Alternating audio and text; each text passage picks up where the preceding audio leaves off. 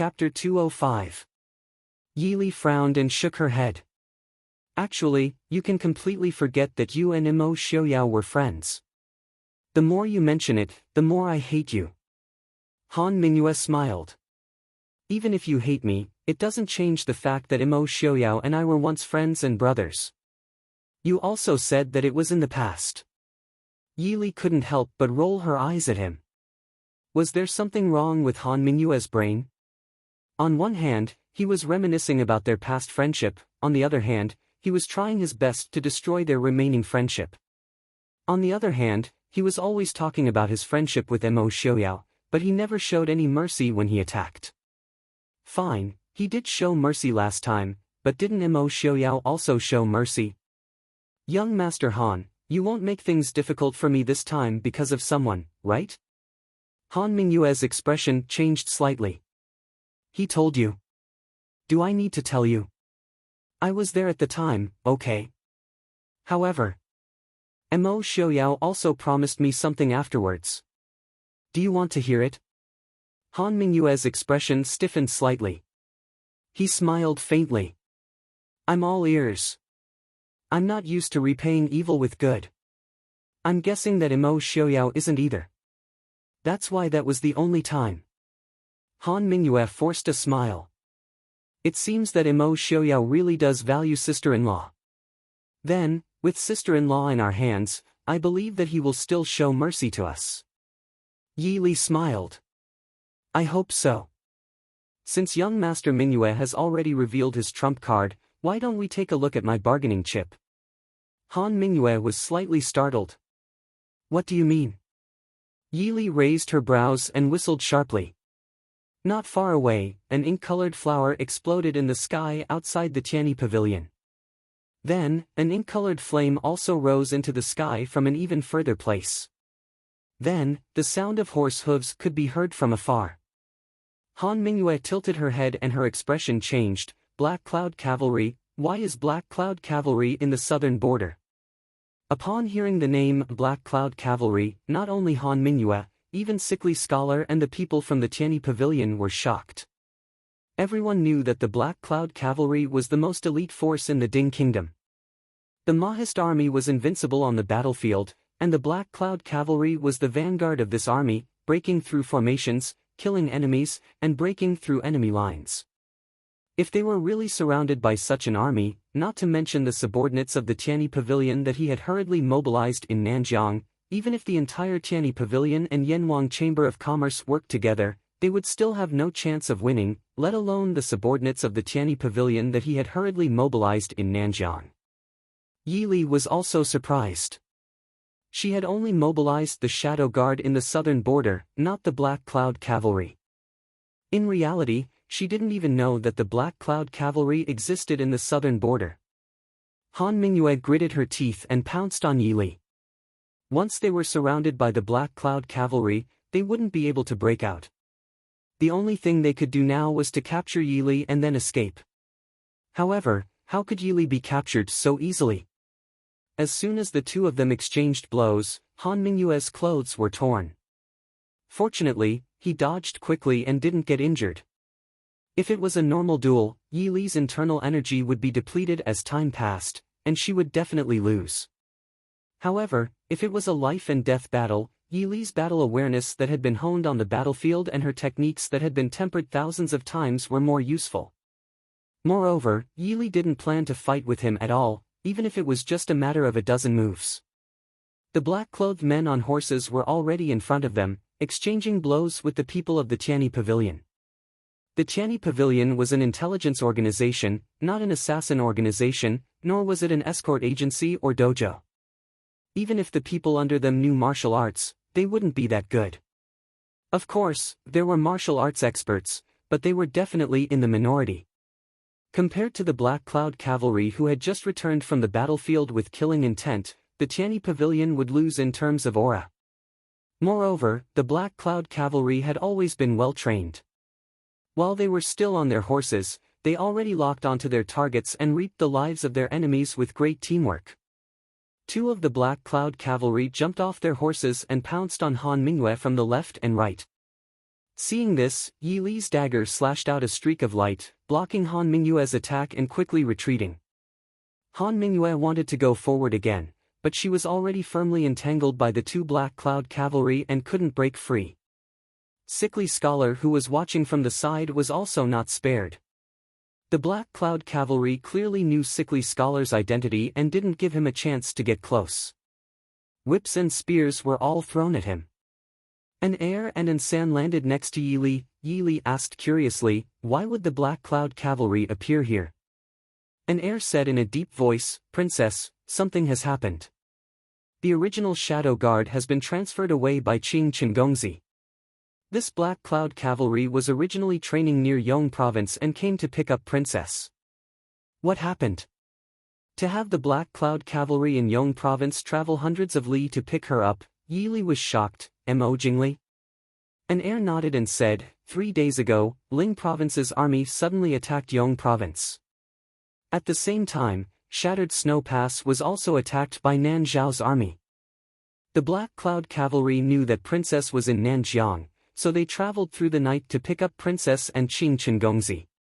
Yi Li's face sank. Nonsense, since Nan Zhao's army is attacking Shattered Snow Pass, why didn't the Black Cloud cavalry help General Mu Rong guard the border? An heir grimaced. The Black Cloud cavalry's training in the south was done in secret. They didn't report to the emperor beforehand. Once the Black Cloud cavalry appears in Shattered Snow Pass, I'm afraid that the emperor's decree will immediately reach the Ding King's Fu. In reality, the emperor didn't want the Black Cloud cavalry or the Mahist army to have any training. He wanted to find a place to encircle them and raise them. It would be best if they were crippled. I know, finish this quickly. Her clear eyes swept over Han Mingyue, who was still fighting. A cold light flashed through Yi Li's eyes. And C didn't send a letter, which proved that Han Mingyue didn't come back and came directly from Xiling to Nanjiang. When they were in the capital, Han Mingyue wanted to bury the hatchet with Mo Xiaoyao. Yi Li believed that his thoughts at that time were true. But now that he had just arrived in Nanzhao, he didn't hesitate to kidnap her to threaten Mo Xiaoyao. What did he come to Nanzhao for? A well-trained army was completely different from the Jianghu. Therefore, the Black Cloud cavalry only needed a few minutes to sweep through the entire battlefield. Sickly Scholar ran away in a sorry state. A Black Cloud cavalry nimbly took out a bow from his back, took aim, and released an arrow. The long sword shot towards Sickly Scholar's back with the force of thunder. Suddenly, a black shadow swept out and swept the sword towards the feather arrow. With two clangs, sparks flew in all directions. A tall and imposing man dressed in dark blue stood with a sword in his hand. He laughed in a clear voice. The Black Cloud cavalry's unparalleled archery truly lives up to its reputation. Behind him, Sickly Scholar fell to the ground, his face white as paper. He called out in a low voice, "Big brother." The Black Cloud cavalry all drew their bows, dozens of bows pointing towards the blue-clothed man. Yi Li raised her hand and said, "Stop, let Pavilion Master Ling leave." The blue-robed man was none other than the King of Hell's Pavilion Master, Ling Taihan. Ling Taihan raised his eyebrows as he looked at Yi Li, then cupped his hands and said, "Princess Consort, third brother is ignorant and has offended you, please forgive him." Yi Li nodded and smiled. "My big brother and Pavilion Master Ling are close friends, Pavilion Master need not be so polite." But third Pavilion Master's temper. Ling Taihan sighed and turned his head to glance at Sickly Scholar on the ground. "My third brother's fate is full of misfortune, and his temperament is perverse. This one will definitely restrain him. This is the Yama token. In the future, if Wang Fei has any matters, just use the token to send someone to the Yanwang chamber to find me. As long as the Yama token is in my hands, third brother will definitely not make a move against Wang Fei." Yi Li raised her hand to catch the black iron token that Ling Taihan tossed over. She carefully put it away and said, "Many thanks to Pavilion Master."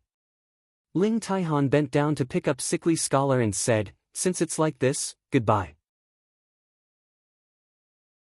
Chapter 206. I won't see you out. After watching Ling Taihan leave, Han Mingyue was already at the end of her rope under the attacks of several Black Cloud cavalry.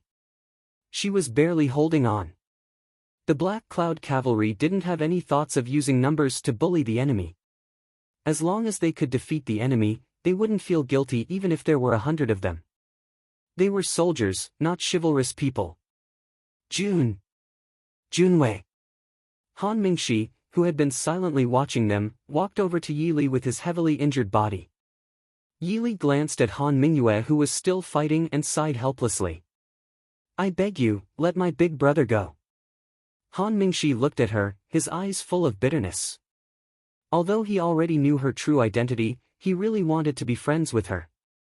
However, he also knew that if he begged for mercy, they wouldn't be friends anymore. "I need Prince Mingyue to provide me with some information." Yi Li frowned.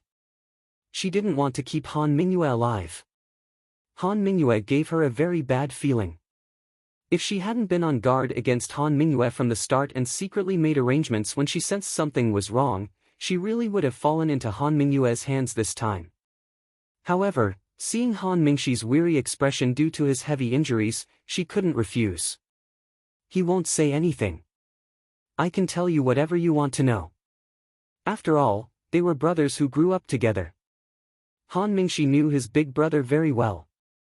If he didn't want to say something, he wouldn't say anything. "Han Mingxi. Shut up." Han Mingyue, who was in the middle of the fight, shouted. Another new wound appeared on her shoulder. Seeing Han Mingyue's body gradually covered in wounds and being reprimanded by his brother again, Han Mingxi was finally furious. "You're the one who's going to shut up. If you want to die, don't drag the subordinates of the Tianyi Pavilion down with you. Look at all the people here. It's all because of you." The Tianyi Pavilion was based in the Dechu state. The Han clan was also based in the Dechu state. Was there something wrong with your head? Why did you provoke Mo Xiaoyao? Is that woman more important than your parents and ancestors? Fine, you want to die, right? I don't want to live anymore. I'll die with you. Han Mingyue was stunned by her brother's sudden outburst. A Black Cloud cavalry took the opportunity to kick him in the crook of his leg, and 3 blades were immediately placed against his neck. Han Mingyue lowered her head to look at the gleaming blade on her neck, before raising her head to look at Yi Li with a helpless smile. "Looks like I've lost again. If you want to kill me or beat me, do as you please. Also, Han Mingxi, are you out of your mind? Don't make it sound like you're going to commit suicide." Han Mingxi thought back to the words he had scolded when he was in a towering rage, as well as the faintly discernible gazes of the Black Cloud cavalry beside him. His handsome face couldn't help but darken. He had lost all the face he had in his life today. Yi Li looked at the dark-faced Han Mingxi. She rolled her eyes and said, "Brother Han Mingxi, you can take young Master Mingyue away." Han Mingxi was overjoyed. He looked at Yi Li gratefully. Even Han Mingyue had a look of astonishment. Yi Li looked at Han Mingyue with a faint smile and said indifferently, "But there are conditions." Han Mingxi didn't expect Yi Li to be so agreeable. He didn't care about the conditions. He wasn't Han Mingyue, who loved money as much as his life. It was already a great surprise that his brother was still alive. Yi Li leisurely took out a small porcelain bottle and handed it to Han Mingxi. "Drink it." Han Mingxi raised his brows and drank it without hesitation. Han Mingyue wanted to stop him, but it was too late. Han Mingxi smacked his lips and said in disdain, "So disgusting." Yi Li smiled and said, "This is a poison personally made by the divine Dr. Xinyang. The ingredients are a secret. As for the effects, if you don't take the antidote once a month, your meridians will rupture and your entire body will be paralyzed. Because the smell is too disgusting, it's hard for people to eat it by mistake, so it's not very practical. But, there will always be people who are willing to eat it, right?" Han Mingxi giggled and said, "I know Junwei won't take my life." Yi Li raised her brows. "Watch your brother closely. I will send someone to deliver the medicine to you once a month. Once I find out when he leaves your sight or does something he shouldn't do, I will personally make him bleed." I will let him see with his own eyes that you are bleeding all over and in so much pain that you wish you were dead. Han Mingxi nodded and laughed. I understand. Big brother, for your only brother's life, you will be obedient, right? Blinking his bewitching eyes, he pitifully looked at Han Mingyue. Han Mingyue gloomily stared at Yi Li and said, how do I know you won't lie to me? Will you deliver the antidote on time? Yi Li lightly said, Han Mingxi is my friend. Han Mingyue sneered, friend?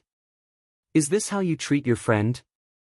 Yi Li lightly smiled and said, if you can treat your brother like that, why can't I treat my friend like that? If you don't do that, I naturally won't do that. In this way, Han Mingxi won't have any problems. Isn't that the same as? I didn't do anything. Han Mingyue narrowed her eyes. What if I find someone to make the antidote? I heard that this bottle of poison was made by Mr. Chen from a small island in the Eastern Sea. There is no similar medicine in the Central Plains. If Mr. Han is so resourceful that you can find the medicine and make the antidote in a month, then I will consider myself unlucky. Anyway, the Black Cloud Cavalry has tens of thousands of people, so it shouldn't be too hard to send out a few hundred to chase someone all year round. Coincidentally, I have a Yama's decree in my hands. I don't know if Pavilion Master Ling is willing to use this Yama's decree to kill his friend who used his brother. If I'm even more unlucky, the Ding Palace has plenty of money. Don't you think so, Mr. Han? Han Mingyue snorted and didn't say anything else. Han Mingxi didn't care at all and pushed away the sword on Han Mingyue's neck. He smiled at Yi Li and said, Junwei, don't worry. I guarantee that Big Brother won't ruin your plans again. If you want to know, I will send someone to bring it to you. So? Yi Li smiled and said, if you can really take care of your brother, I can forget about today's matter. But, if there is a next time. Brother Han, you won't use your please every time. I understand. Han Mingxi nodded seriously and reached out to seal Han Mingyue's pressure points to seal his internal energy. He waved his hand at Yi Li and pulled her away. This subordinate greets Princess.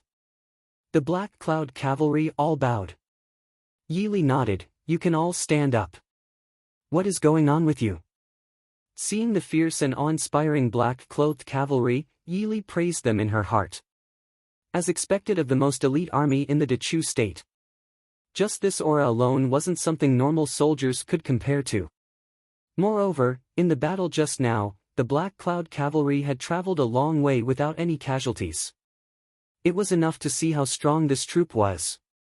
A strong man at the front stepped forward and said, reporting to Princess, 3 days ago, the Ling Province garrison suddenly launched an attack on Yong Province. At the same time, the Nanzhao army also began to attack Shattered Snow Pass. General Murong is guarding Shattered Snow Pass. The Nanzhao army has been attacking for a day and a night without any success. But, the Ling Province garrison has been unstoppable. I believe that they will reach Shattered Snow Pass in less than 10 days. At that time, General Murong will be attacked from both sides. Chapter 207. Does the capital know about this? The man nodded, they've already sent it to the capital. By tomorrow at the latest, the news will reach the capital. However, it will take at least half a month for the reinforcements to arrive. I'm afraid. Shattered Snow Pass won't last that long. Just now, young Master Qing Chen also ordered his subordinates to send a message to Wang Fei. The Crown Princess of Nanzhao has been placed under house arrest by the King of Nanzhao. The King of Nanzhao has decreed that the Saintess of Nanjiang will be the Saintess of Nanjiang. Young Master Su asked Wang Fei to leave Nanzhao as soon as possible. Young Master Su said, we were all fooled by the King of Nanzhao. Yi Li's expression was dignified. She nodded and asked, where did Dage go? The man said, young Master Su brought the Shadow Guard and said he had something to do. After that, he will leave Nanjiang. Yi Li frowned and thought for a moment, send a group to find Dage and escort him out of Nanzhao as soon as possible. If he doesn't agree, then knock him out and take him away first. The rest of you, follow me to Shattered Snow Pass as soon as possible. Yes, Wang Fei. The Black Cloud cavalry quickly divided into two groups. One group of about 20 people was led by one person and the rest stayed in place to wait for orders.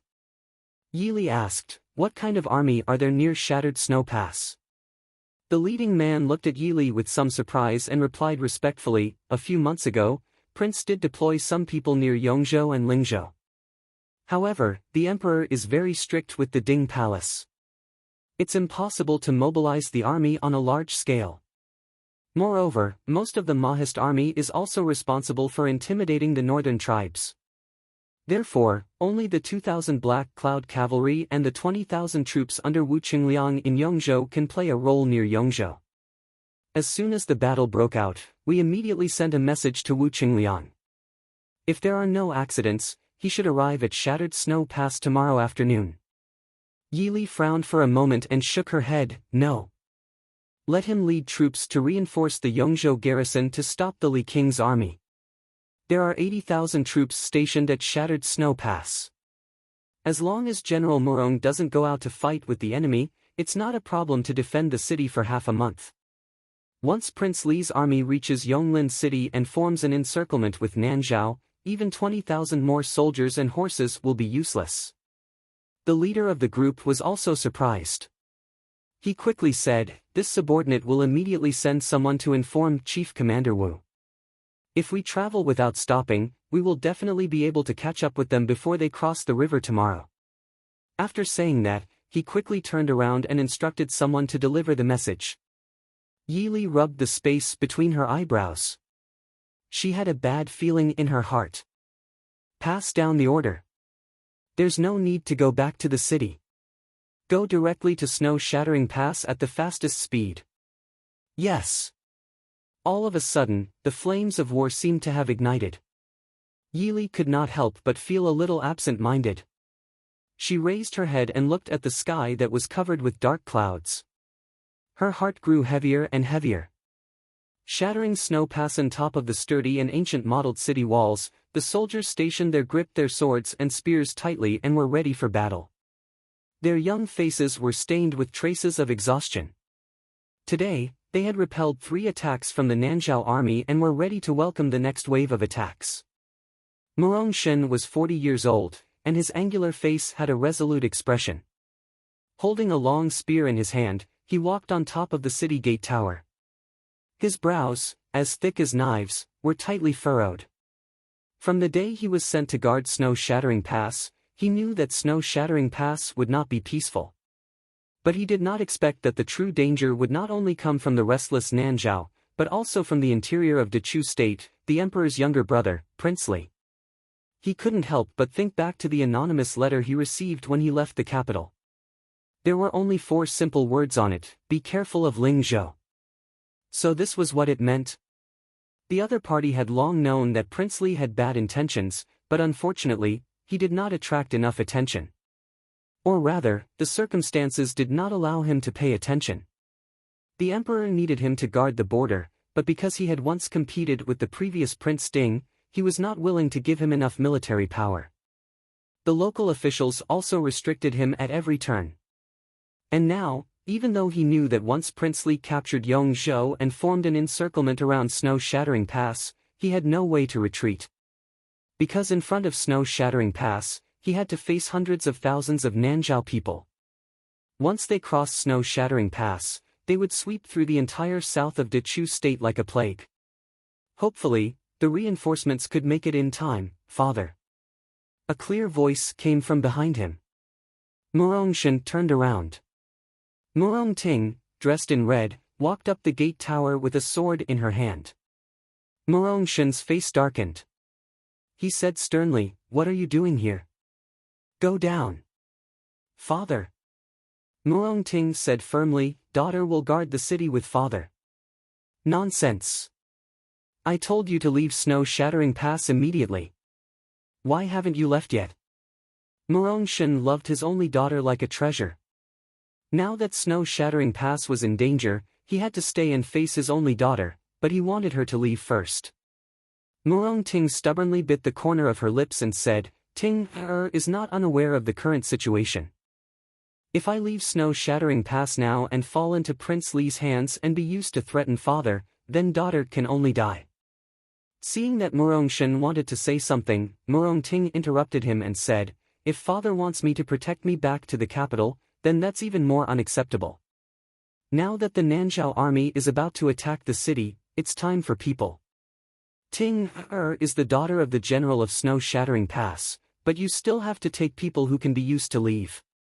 If you do this, Ting is not worthy of being the daughter of the Murong family. Murong-shen was speechless at his daughter's words. After a while, he sighed and said, Snow-Shattering Pass is very dangerous now.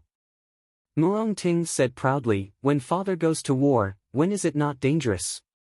Since father wants to guard Snow-Shattering Pass, Ting as a descendant of a general, naturally can't retreat. Murong-shen knew his daughter's temperament. He also knew that the road back to the capital was not safe. He could only sigh, forget it. Be careful. Thank you, father. Seeing that Murong-shen did not insist, Murong-ting was overjoyed. Ting will definitely not lose father's face. Wang Fei, something bad has happened. Yi Li and the others rushed to Snow-Shattering Pass without stopping. Nanzhao and Prince Li's attack was too sudden. When the Black Cloud cavalry entered Nanjiang, it had already attracted many people's attention. Naturally, it would not be as smooth as when they came. Yi Li could only take an air, and San and a few Black Cloud cavalry soldiers. The others scattered and returned to Dongchu. What happened? Yi Li frowned and pulled on the reins.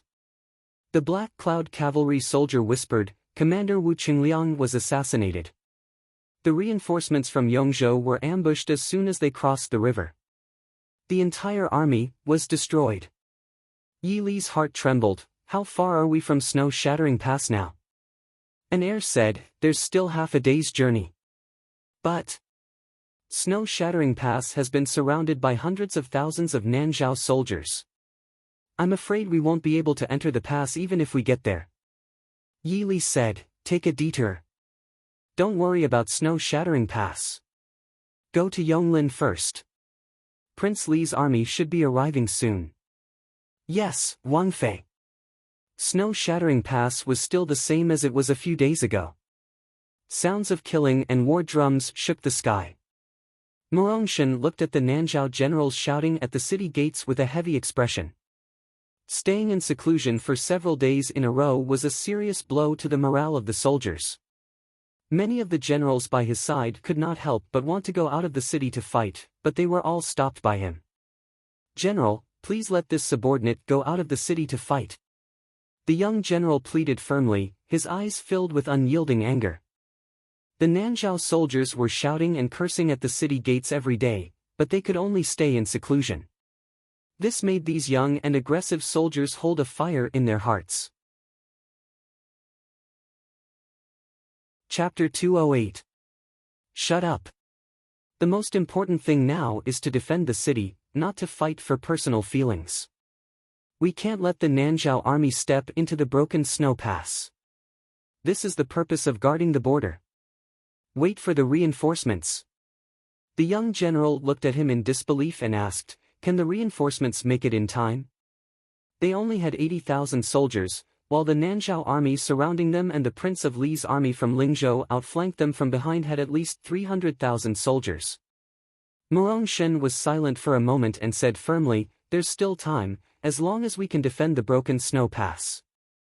So, don't fight for personal feelings. The young general glanced unwillingly at the clamoring Nanzhao soldiers and gritted his teeth, yes, General. General. The messenger came in a hurry, General, it's reported that Lord Wu Qingliang, the general of Yongzhou, led 20,000 soldiers to reinforce. They were ambushed just after crossing the Yunlan River, and Lord Wu died. Everyone present couldn't help but gasp. Murong-shen only felt that the world was spinning in front of him. He quickly stabilized himself and said, how can it be? How can Prince Li be so fast? Report. General, the governor of Yongzhou surrendered to Prince Li last night. Early this morning, Prince Li's army broke into Qingyuan city. The vanguard will probably arrive outside Yonglin City this evening. All the generals were shocked. There weren't many soldiers defending Yongzhou.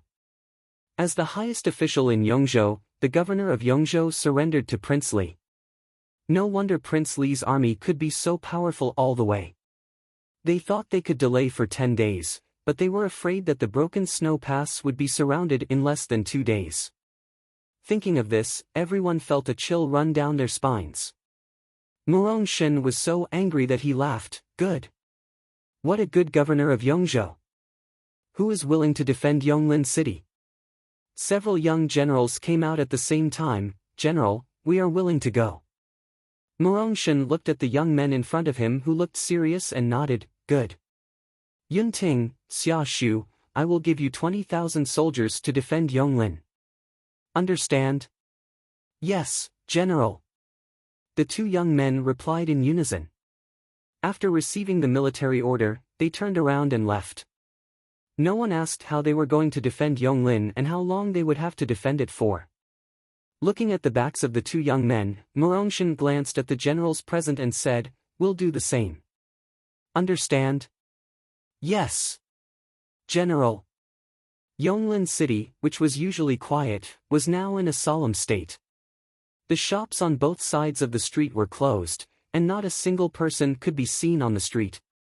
Compared to the stifling and oppressive atmosphere of shattering snow paths, Eternal Forest City was already filled with the glint of blades and shadows of swords. Below the city walls, the soldiers who had set up ladders tried their best to climb up the city walls, but they were forced back down by the people on the city walls with stones and arrows. When the people in front fell, there would naturally be people at the back who would take their places. The soldiers on the city gate tower were also shot down from time to time by the divine archers below, falling to the ground until they were beyond recognition. At this moment, no one cared about these things anymore. Everyone could only crazily kill each other. Everyone had forgotten that they were all from the Chu state and were once comrades. In a pair, only you die and I live. How about it? I'll go up first. On the city walls, two young generals looked solemn. I'll go first. Pulling out his sword, the young general turned around and left. The person who was left behind, watching them leave, humphed helplessly. He turned around and pulled out his sword to cut down a person who was trying to climb up the city gate tower while the soldiers on the city walls were shot down. The city gates were opened, and the young general led a group of people and rushed out. They rushed into the enemy's formation and rampaged, reducing the pressure on the city walls once again. The young general took the lead and killed countless people along the way. Soon, a burly middle-aged man blocked his way. The middle-aged man held a broadsword and swept away the people around him. He mocked, "Is there no one else under Murong Shen's command? You actually sent a brat who is still wet behind the ears to block my way. If you know what's good for you, immediately open Yonglin City for me, and I'll spare your life." The young general sneered, "I don't accept nameless people under my command. Where did this renegade come from? Tell me your name, and I'll leave your corpse intact." "I'm Sun Wei, the vanguard of the Western Army personally appointed by Prince Li." The young general rolled his eyes. "So it's Mo Jingli, that traitor, Sun Wei. I've never heard of you. Die obediently." The long sword in his hand was fast and ruthless. He mercilessly slashed at the man who claimed to be the vanguard of the Western Army. For a moment, the man was flustered and finally died in the hands of the brat he looked down upon. The young general spat disdainfully, "You're just a pussy. How dare you show off in front of me?" The vanguard was killed, and the besieging army was suddenly in chaos. The general who was left behind to guard the city took the opportunity to command the army to attack. Not long after, the besieging army retreated in panic. "Xia Shu, how was it?" Back on the city wall, looking at the defeated enemy, the young general, who had just shown his skills and vented the depression of these days, was beaming with joy. The young man called Xia Shu looked into the distance and frowned. They should be the vanguard of the enemy. Although they were killed, when the Real elites come. The young general couldn't help but frown. The joy of the victory just now gradually dissipated. Not to mention hundreds of thousands of soldiers, even hundreds of thousands of pigs could trample them to death. It was already very difficult for 20,000 people to defend the city, not to mention to go out of the city to meet the enemy. Yonglin City was not like Broken Snow Pass. If they defended and didn't go out, Prince Li's army might bypass Yonglin City first. Although it was a little troublesome, it was not impossible. Once Broken Snow Pass was taken, their isolated city with only 20,000 people would be in the bag. Who cares? If they come, I'll beat them back all the same. I, Yunting, am not a coward. The young general snorted. Xia Shu also gradually revealed a smile. You're right. Let's make it clear first, it's my turn next. Perhaps because the vanguard troops in front of them were defeated and returned, the troops behind them came later than they expected. They didn't hear the sound of war drums until the next morning. Xia Shu and Yunting stood on the city gate tower and looked down. Yunting couldn't help but gasp. Mo Jingli brought out all the troops in Lingzhou, right? The front of Yonglin City wasn't spacious, but at a glance, the fluttering banners and the densely packed figures made people not want to estimate the number of troops. Xia Shu said in a low voice, when we were in the capital, I heard that Prince Li was an idiot. Now it seems that it's not entirely true. Looking at Prince Li's troops below the city, they were strict and orderly. They didn't look like an army that an idiot could bring out. Yunting curled his lips and said, either he has an expert under him, or he's pretending to be crazy. Can an idiot start a rebellion? He's crazy. A few people came out from the enemy's troops. One of them, a middle-aged man who was obviously not a general, shouted upstairs, the guards upstairs, listen up. Immediately open the city gate and let us in. Yunting curled his lips, who are you? Do you think we'll let you in just because you said so? The middle-aged man said, I'm the governor of Yongzhou. Yongzhou has already submitted to Prince Li. Why don't you immediately open the city gate and let Prince Li in? Hearing this, Yunting couldn't help but curse in a low voice, I was wondering who it was. So it's just a traitor. There's a path to heaven but you don't want to take it. As a traitor, you should find a place to hide. How dare you come out and show off? He took out the bow and arrow from the back of the soldier next to him and shot at the governor of Yongzhou without hesitation. Chapter 209. Ah! The Yongzhou governor, who was speaking proudly on horseback, was pulled back by someone beside him. The arrow flew past his ear. He was so frightened that he screamed and almost fell off his horse. Yunting clicked his tongue with some regret. Your luck is too bad. The Yongzhou governor's persuasion was useless.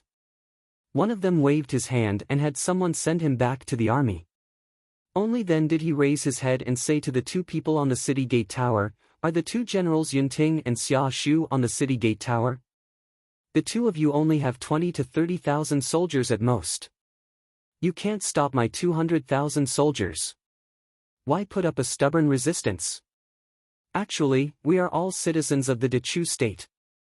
If there are any losses, everyone will feel bad, right? Yunting spat and sneered, what a joke. Do you still know that you are a citizen of the Dechu state? I thought it was some traitor's dog barking here. The expression of the people below the city changed slightly. They quickly continued to laugh, the emperor is tyrannical. King Li is the true son of heaven. We should naturally follow King Li's orders. Spit! Yunting raised his hand and shot another arrow. Seeing that the other party easily dodged it, he didn't care. He shouted angrily, I have seen many shameless people, but I have never seen someone as shameless as you. The emperor is tyrannical. Did the emperor kill your parents or steal your wife? The true son of heaven. Do you think I have never heard of it when I was far away at the border? Seducing your future sister-in-law before marriage and getting caught with another woman on the day of the marriage. Ah! Also, fainting on the day of the wedding. If your body is so weak, stay at home and rest. Don't come out and embarrass yourself. Xia Shu, who was standing on the side, heard Yunting's angry scolding and looked embarrassed. The soldiers on the city gate couldn't help but laugh loudly. Even King Li's soldiers below the city gate had strange expressions. The general who wanted to persuade the other party to surrender wanted to dig a hole and hide in it. He pointed at Yun Ting hatefully and said, "Good brat. Don't fall into my hands. Otherwise, I will make you wish you were dead." Yun Ting raised his chin and said arrogantly, "Just you wait." Behind the heavy army, Mo Jingli's face was pitch black. His gloomy and cold aura made the generals around him not dare to make a sound. Although they were far away from the front, Yun Ting's words were transmitted using internal energy. The generals by Mo Jingli's side all knew some martial arts, so they naturally heard everything clearly. Mo Jingli's expression turned ugly. "Attack the city. I want that brat alive." "Yes." The person beside him waved his hand, and the sound of a war drum shook the sky. The army on the drum had begun to attack the city. Mo Jingli clearly wanted to end the battle quickly, taking down most of the areas south of the Cloud Mist River before the imperial court's reinforcements arrived. Therefore, even if it was a small city like Yonglin, he did not show any mercy. After all, Shattered Snow Pass was behind Yonglin. This time, Yun Ting and Xia Shu clearly felt the pressure that was several times greater than yesterday. Just defending the city wall was already too much for them, not to mention diverting troops out of the city to fight. Even if they could divert some troops, once they were surrounded by tens of thousands of troops, they would not be able to return. The huge round wooden stakes under the city wall began to hit the city gate. Even the entire city wall seemed to be trembling with the heavy thuds. The soldiers on the city wall fell down one by one, but the enemies who wanted to climb up the city gate tower seemed to be endless. Yun Ting and Xia Shu also kept waving their weapons to fill in the gaps caused by the deaths of the soldiers. The air was filled with the thick smell of blood. Seeing that the defenders on the city wall were getting fewer and fewer, Yun Ting's white battle robe was full of blood. How unlucky! This is the first time I personally lead an army into battle. Is it going to be completely wiped out? Don't worry. If you die, the imperial court will definitely confer you the title of general. Xia Shu twitched his lips and said with a faint smile. Thank you for your comfort. I still want these bastards to die first. Yun Ting said. He raised his sword and stabbed an enemy who climbed up the city gate tower and wanted to attack Xia Shu from the side. Then he picked up the corpse and directly threw it down to the people who wanted to climb up the ladder. Brothers, hold on for me. If we let these traitors pass Shattered Snow Pass, we will be finished. Shattered Snow Pass has been built for hundreds of years and those southern border barbarians have never stepped in. We can't let it be destroyed in our hands. Yun Ting raised his arms and shouted. The soldiers guarding the city roared in unison, "Defend Yonglin to the death." They were all soldiers, but those who were stationed in the country found it difficult to understand the mentality of the soldiers who were stationed at the border.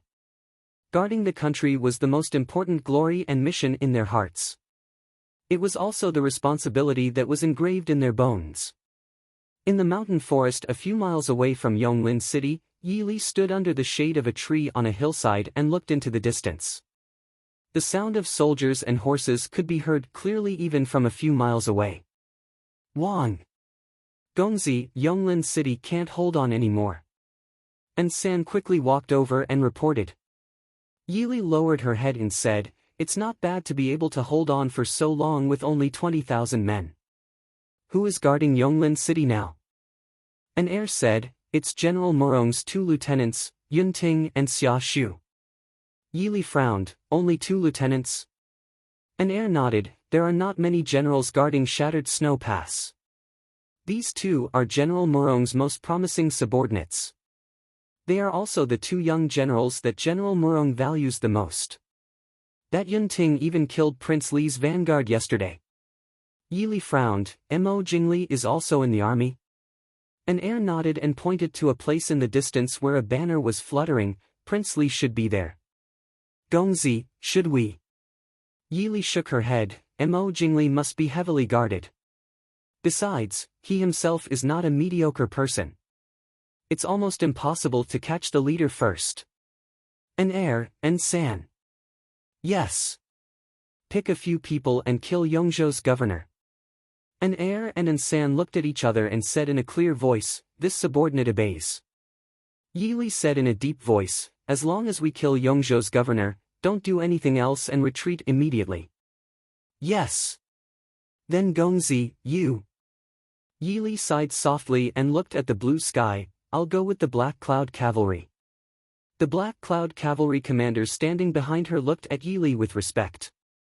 Even though they should listen to Wang Fei's orders, but a Wang Fei who was nimble and smart was easier for these proud and powerful soldiers to accept than a master who only had looks and talent. Even though they hadn't known each other for long, but these days, Wang Fei had followed them on horseback and traveled 100 li a day. She was even more agile than normal soldiers. This caused the Black Cloud Cavalry to truly submit to this mistress. An heir and an San also knew that even though they were called Shadow Guard, Wang Fei did not need people to follow and protect her at all times. Wang Fei had sent them to carry out various missions for their future. She hoped that they would be able to stand openly in the crowd and not just be bodyguards who could not see the light of day. This subordinate obeys. An heir said. At the same time, he exchanged a look with the Black Cloud Cavalry commanders. "Wang Fei's safety is in your hands." Chapter 210. The leader of the Black Cloud Cavalry raised his eyebrows and agreed. "Is everything ready?" When an heir and an San left, Yili turned around and asked. "Gongzi, everything is ready. We can set off at any time." Yili nodded, "Very good. Divide into 4 groups and enter the battlefield from the 2 wings. After a quarter of an hour, the rest of the people get ready to move." Yes. The situation on the battlefield was getting more and more difficult. In the beginning, only 1 or 2 enemies climbed up the city wall and were immediately killed. Later on, the enemies who climbed up the city wall could still kill a few people. Although they didn't cause too much harm for now, they wouldn't be able to last much longer. Yunting finally didn't have time to waste his energy shouting and cursing. He waved his weapon silently, his young face revealing obvious tiredness and cold murderous intent. Xia Shu's right arm was torn and he had to switch to using his left hand. Luckily, his left hand's swordsmanship was as sharp as his right hand. After a wave of attacks stopped, another wave of attacks came. Xia Shu raised his hand and swung his sword to sweep an enemy off the city wall. Suddenly, another person appeared on the city wall, an assassin with a ferocious expression. "Xia Shu!" Yunting exclaimed, throwing off an enemy and pouncing over. Xia Shu was only stunned for a moment, but he saw that person's ferocious face had an astonished expression as he fell backwards. 4 black shadows were like 4 sharp black arrows, shooting into the tens of thousands of troops at a shocking speed. Wherever it went, it was like a black tornado that swept through everything before it. Furthermore, it quickly split the army of tens of thousands of soldiers into pieces. Soon, the gray battlefield was torn apart by the black. What is that? Looking at the men in black flying under the city wall, they drew their bows and shot 3 arrows at the same time, as if they didn't even need to aim, accurately hitting 3 people who tried to climb up the city wall. Then, a few faster black tornadoes rolled by, and the ladder under the city wall turned into a pile of scrap in a very short time. Then, the riders on the horses left as if there was no one around. Yunting looked at the scene under the city wall in shock and exclaimed. Xia Shu covered his painful wound and forced a smile. "It's the reinforcements. Quick, shoot the arrows." Because the ladder was destroyed, the pressure on the city wall was greatly reduced. Xia Shu hurriedly ordered the soldiers on the city wall to shoot arrows to support the riders in black below. They stood on the city wall and naturally saw it clearly. There weren't many reinforcements, but their momentum and fighting power, as well as the momentum of the thousands of cavalry, made the enemy a bit confused. There were few cavalry in the south. Cavalry. Xia Shu looked at the black knights below. Even if these knights could fight against 100, it was not a long-term solution for them to be trapped in an army of tens of thousands. Xia Shu shook his head. No need. If we guard the city gate, they can kill their way out. The Black Cloud cavalry was invincible on the battlefield. Mo Jingli was watching the battle with his subordinates at the back of the enemy army. He didn't take this small Yonglin city seriously. This journey was too smooth. As long as he took down Yonglin, he could almost control half of the Dechu state. In fact, even Mo Jingli didn't expect it to be so smooth. He glanced sideways at the Yongzhou governor standing at the side. Coldness flashed in his eyes. Those who betrayed their master could also betray their second master. This person was still useful now, but in the future, swoosh swoosh. Several hidden weapons pierced through the air, shooting towards Mo Jingli who was in the crowd. Mo Jingli alertly dodged to the side, and the guards by his side immediately surrounded him. There's an assassin. Protect the prince. A few figures appeared from all directions. However, they didn't pounce towards Mo Jingli who was protected by layers of guards. One of the guards turned around and pounced towards the Yongzhou governor who was hiding at the side. The Yongzhou governor was so scared that he wanted to scream. However, he couldn't hear his own voice at all. He only felt a chill in his chest. A dagger pierced through his heart. He raised his head in fear and looked into a pair of cold and indifferent eyes. A low voice sounded in his ears. By the orders of the imperial concubine, rebel, kill. Retreat. He casually pulled out the dagger in the Yongzhou governor's chest. Blood immediately spurted out. An heir turned around and slashed the neck of the guard who pounced at him. He said to the few people who were still fighting. They quickly broke away from the entanglement and scattered. Furthermore, they quickly blended into the ranks of King Li's soldiers and gradually disappeared.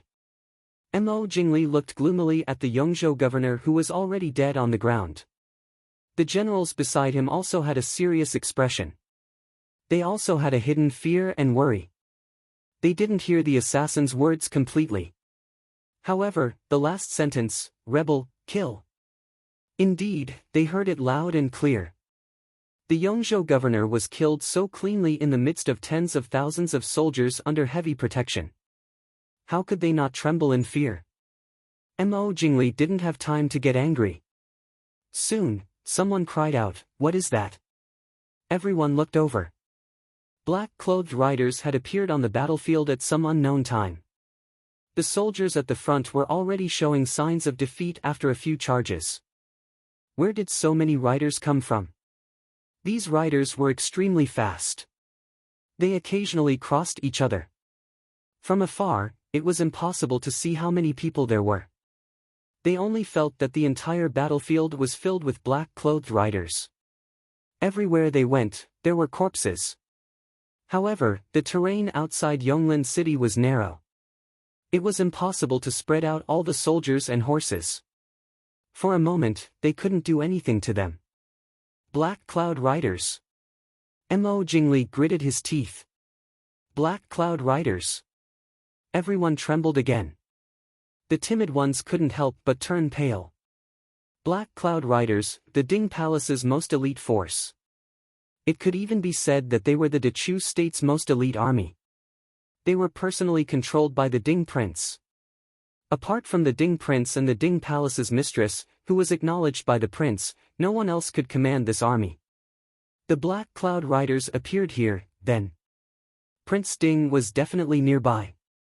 Impossible.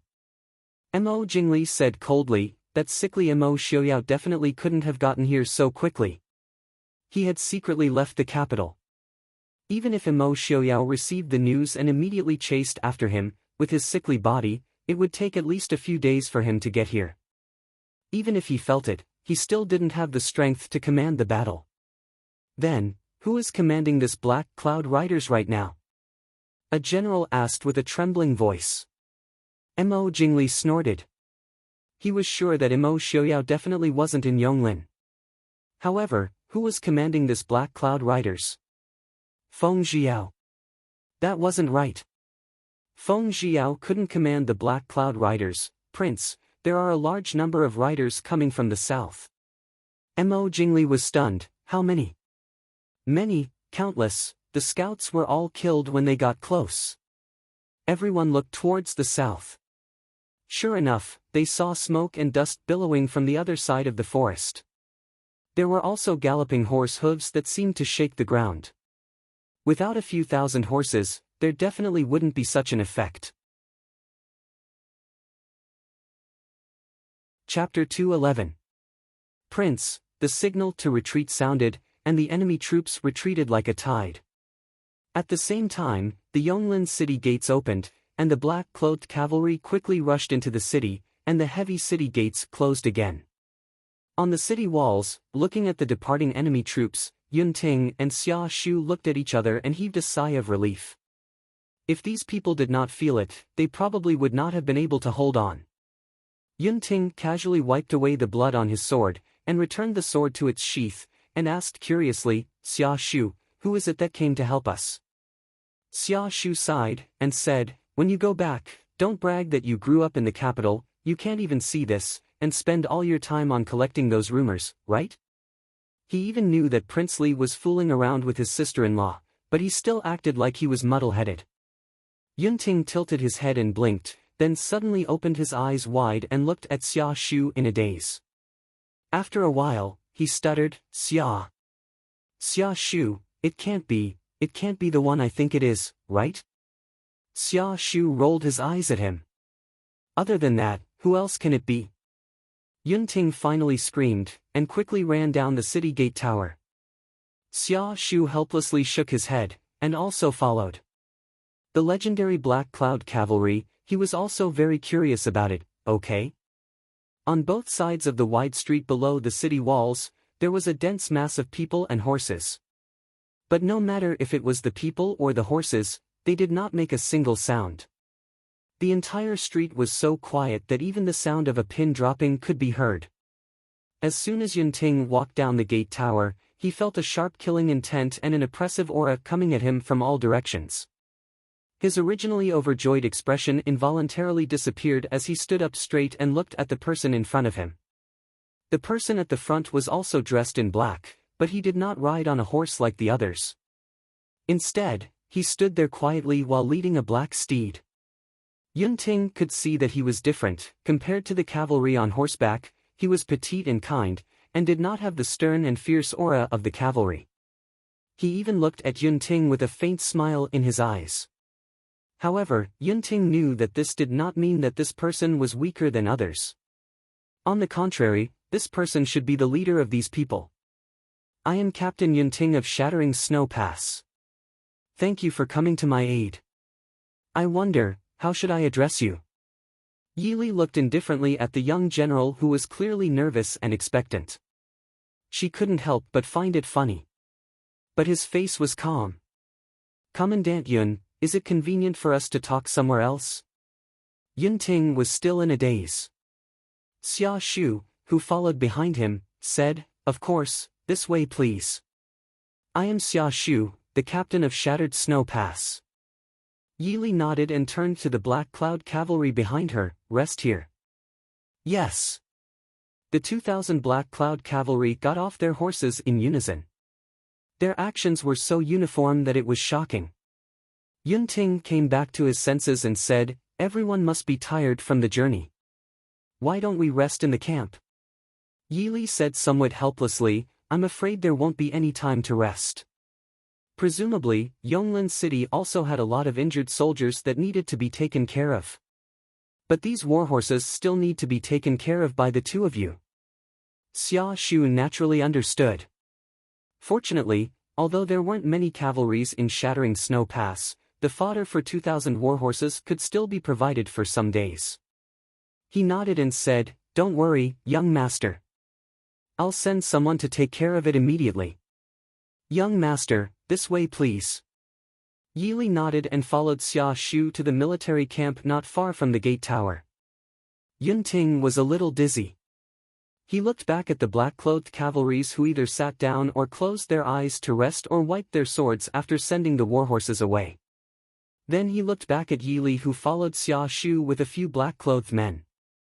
He shook his head and hurriedly chased after them.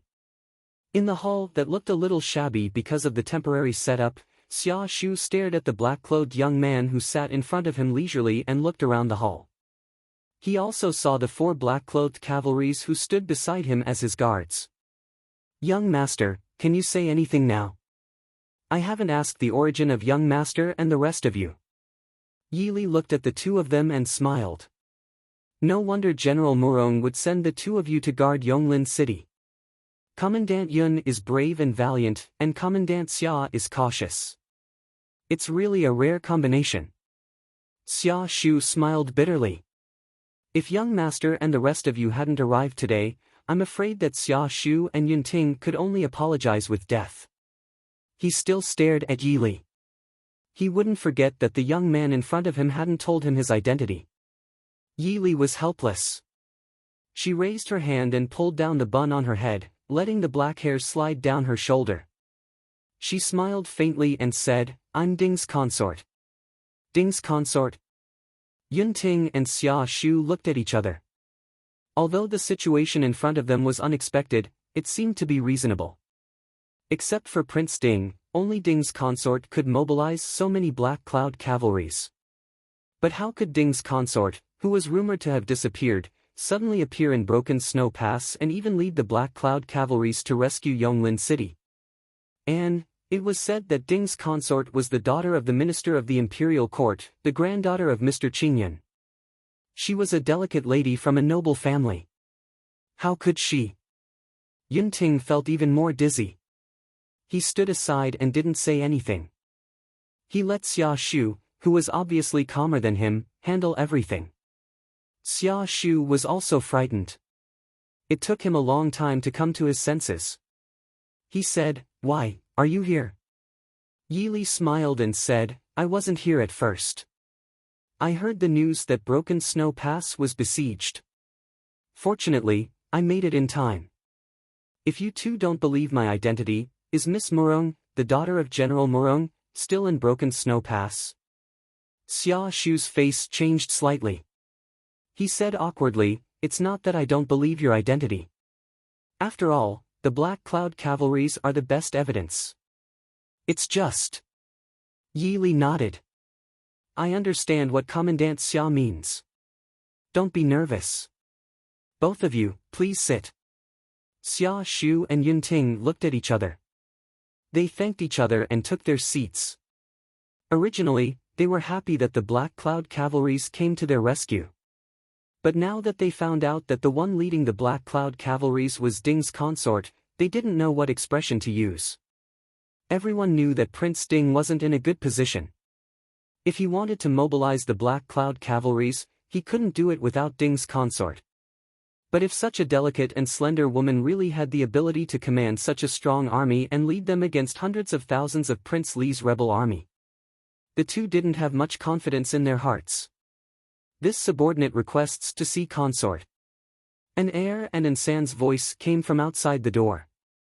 Xia Shu and Yun Ting were stunned. They looked outside the door vigilantly.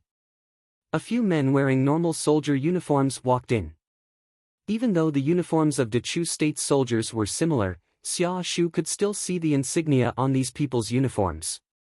They were obviously Prince Li's soldiers. These people were obviously not let in by the soldiers guarding the city. "You've worked hard.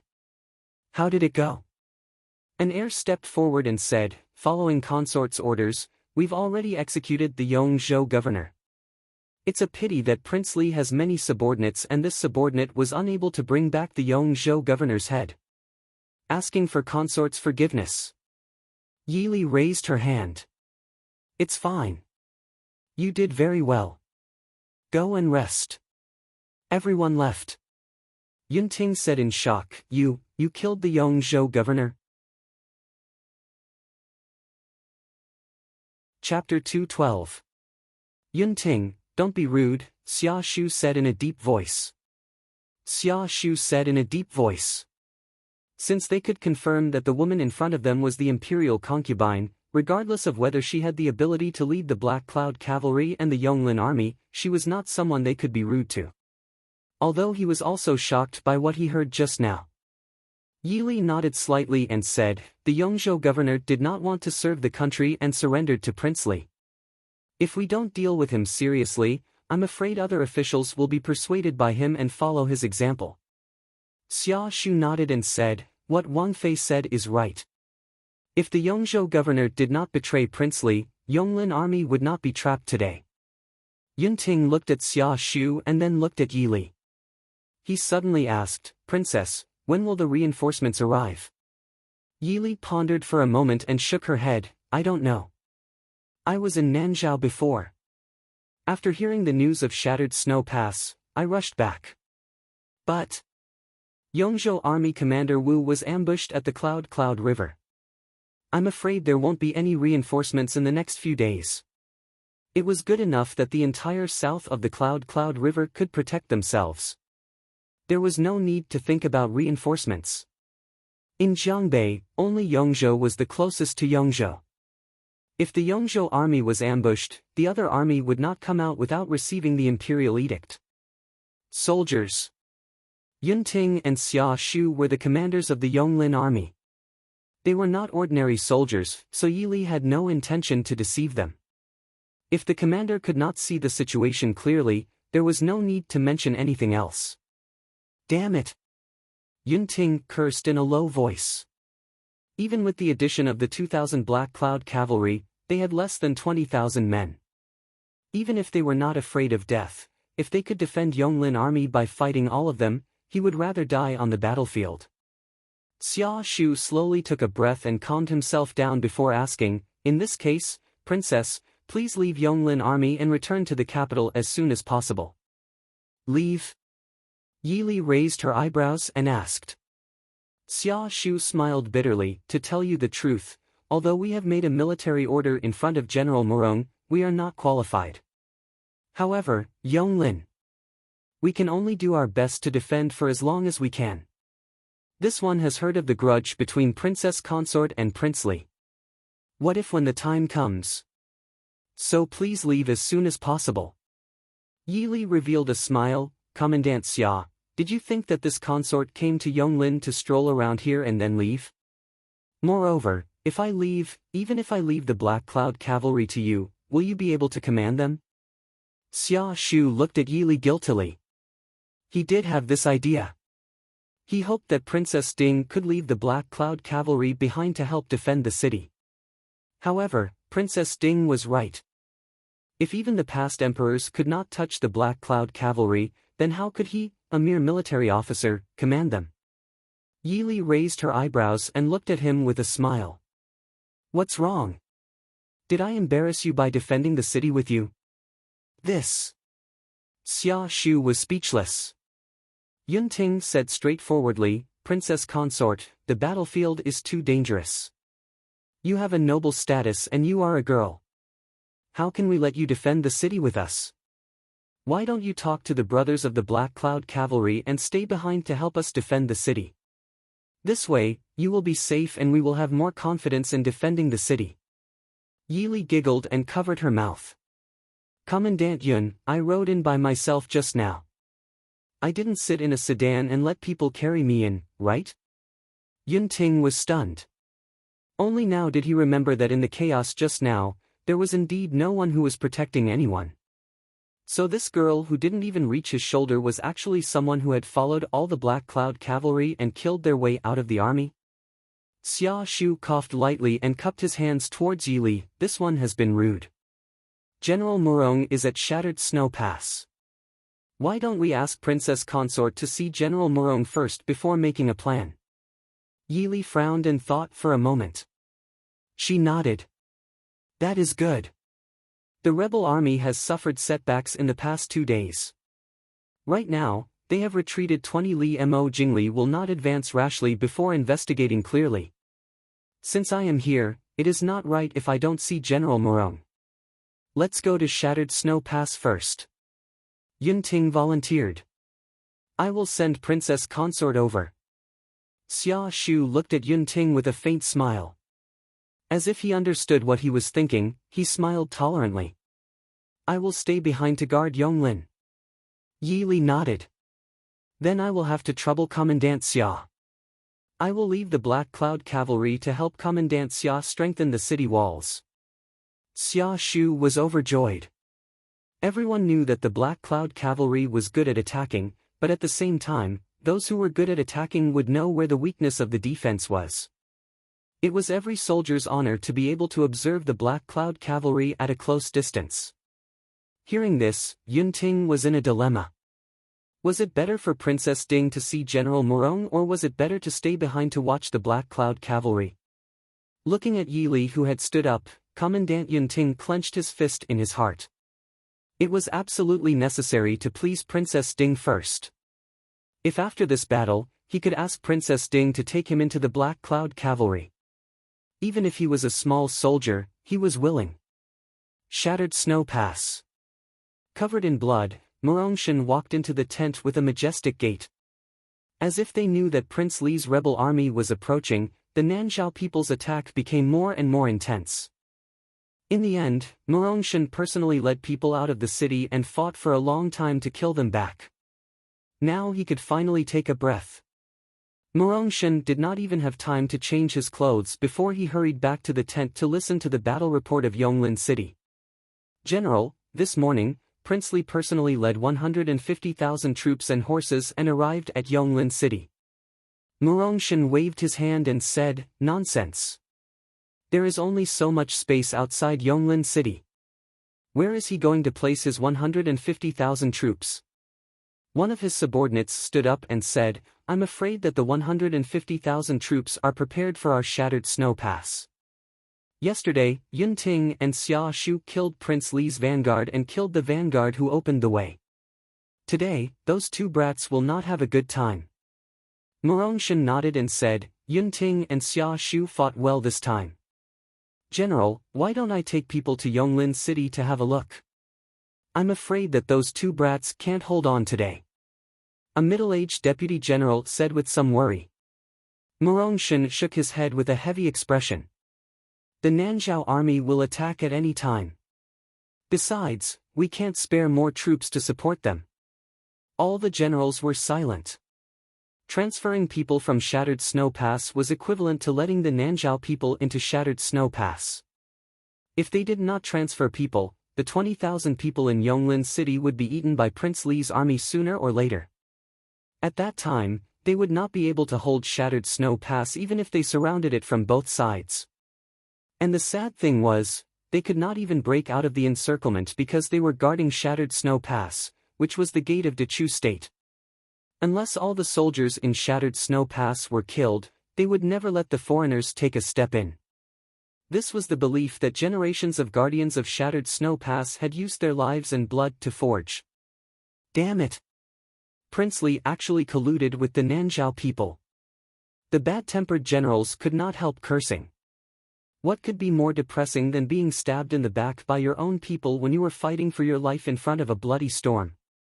How could the dignified prince of the royal family, the brother of the emperor, collude with foreigners? Chapter 213. General, the battle report of Yonglin City. Send it in. The cursing in the tent stopped abruptly.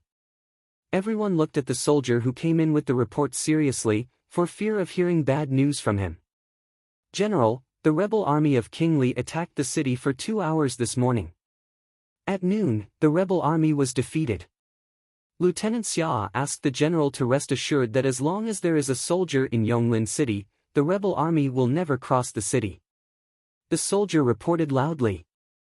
"Great, these two boys are really good." Morongshan was overjoyed. In fact, he was a little nervous about sending Yunting and Xia Shu to Yonglin City before. After all, they were too young, but there was no one to send in Shattering Snow Pass. He didn't expect that these two boys could win 2 days in a row. After thinking for a while, Morongshan asked with some doubts, "King Li's army of more than 100,000 has been exhausted. How did Yunting and Xia Shu defeat them?" The soldier didn't hide it. "We couldn't hold on at first, but suddenly many cavalrymen in black appeared out of nowhere and defeated the enemy. In addition, the governor of Yongzhou was also killed in King Li's army." Morongshan was stunned. He couldn't figure out the identity of these cavalrymen in black, but it was a good thing that the governor of Yongzhou was killed. "Good. Go back and check the information of those cavalrymen. Send it to me as soon as possible. Yes. General, Lieutenant Yunting wants to see you. Yunting. Why is he here? Let him in. Morongshan frowned and waved his hand to order. Not long after, Yunting came in a hurry. As soon as he entered the door, he shouted to Morongshan, "General, look who this is." Morongshan was about to reprimand Yunting for his impetuousness, but when he looked up, he couldn't say anything for a long time. Morongshan didn't like to socialize in the capital, and Yili didn't like to go out either. But Murongting and Yili were really good friends. Therefore, General Murong, who loved his daughter as much as his own life, had seen this famous Princess Ding a few times. Although the other party was dressed in black and was dressed as a man, Morongshan had a deep impression of her beautiful face and calm smile. Wang. Morongshan tried his best to swallow the rest of the word, only to hear Yili salute him with a smile. "General Murong, how have you been since we parted in the capital?" After all, Morongshan was a general who had been on the battlefield for half of his life. He quickly regained his composure and returned the greeting with a smile. "Thank you for your concern. I would like to thank you for your help in resolving the crisis of Yonglin." The black-clad cavalryman saw the princess consort of Ding who suddenly appeared here. If Morongshan couldn't guess who saved Yonglin, he wouldn't be Morongshan who had fought with Mo Lufang. Although the generals in Shattering Snow Pass didn't know who the black-clad young man who came with Yunting who saved Yonglin was, they clearly sensed that General Murong knew this person, so they also relaxed their guard and looked at Yili curiously. Morongshan looked at the crowd, waved his hand to let them leave, and then invited Yili to sit down. Yili didn't stand on ceremony. After thanking him, she walked to one side and sat down. "General, can Shattering Snow Pass be defended?" Yili knew Morongshan's temper very well, and didn't want to waste time with him, so she asked directly.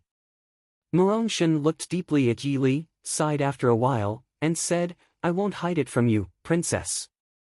If there weren't Prince Li's hundreds of thousands of troops behind me, Morongshan dares to guarantee that the people of Nanjiang would never step into Shattering Snow Pass. But once Yonglin City is breached, Shattering Snow Pass may not be able to defend for even half a day." There was no barrier between Shattering Snow Pass and Yonglin City.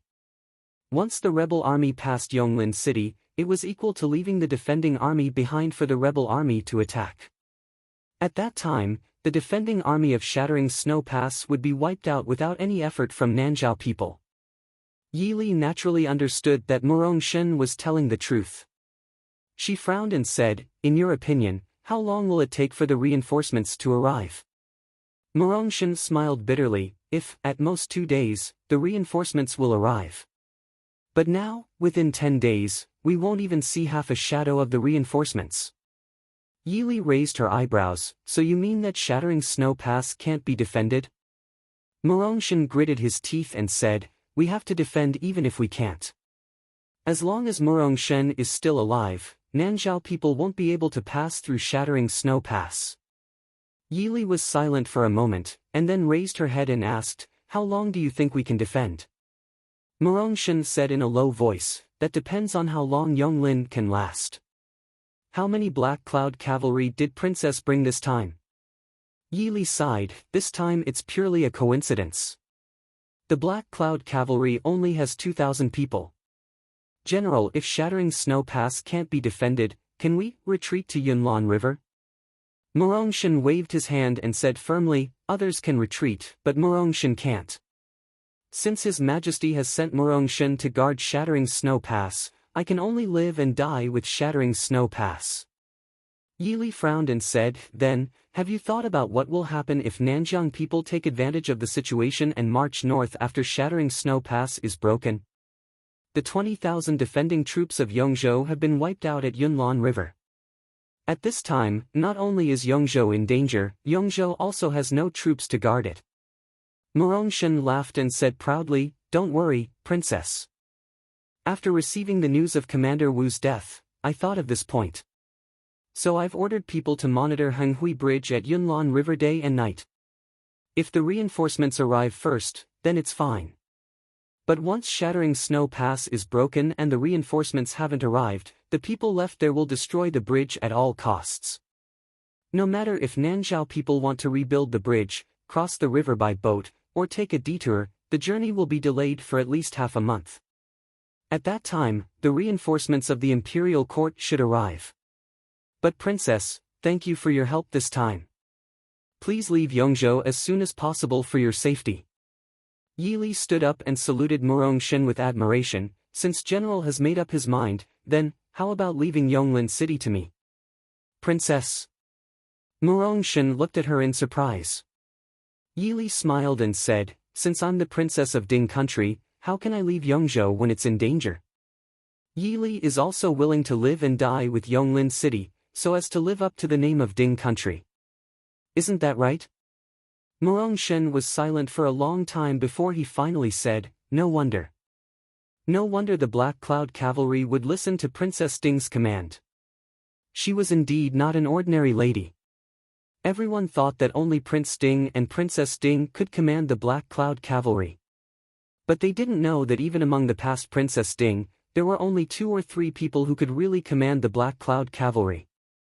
Not to mention the former Princess Ding, even Prince Ding's birth mother, the princess who was deeply in love with Prince Regent Mo Lufang, also never had the right to command the Black Cloud Cavalry.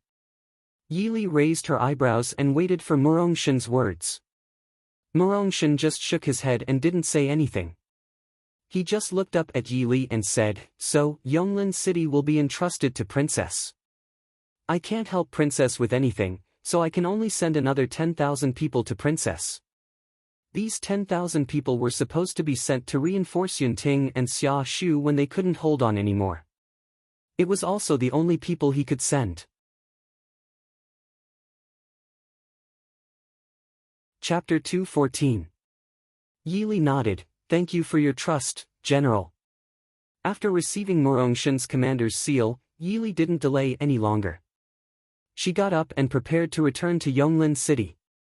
Murong-shen was a veteran on the battlefield. If it weren't for the sudden attack and the great disparity in strength, they wouldn't be so stretched. Naturally, Yili didn't need to meddle in the defense of Shattered Snow Pass. When she got out of the military camp, she saw Murong-ting walking towards her with a sword. Ting-er? Murong-ting was in a hurry to find her father, but she stopped when she heard a familiar voice. She stared at the familiar yet strange person in front of her for a long time before she came to herself and pointed at her, you, how dare you? Murong-shen came out behind her and glared at Murong-ting, how can you be so rude to Child Su?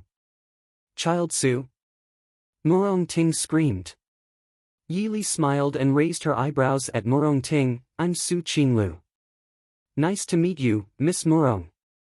Murong-ting blushed and quickly hid behind Murong-shen. She glared at Yili with resentment. Yili couldn't be blamed for suddenly becoming thin-skinned. She could only blame the man she was with for looking too good.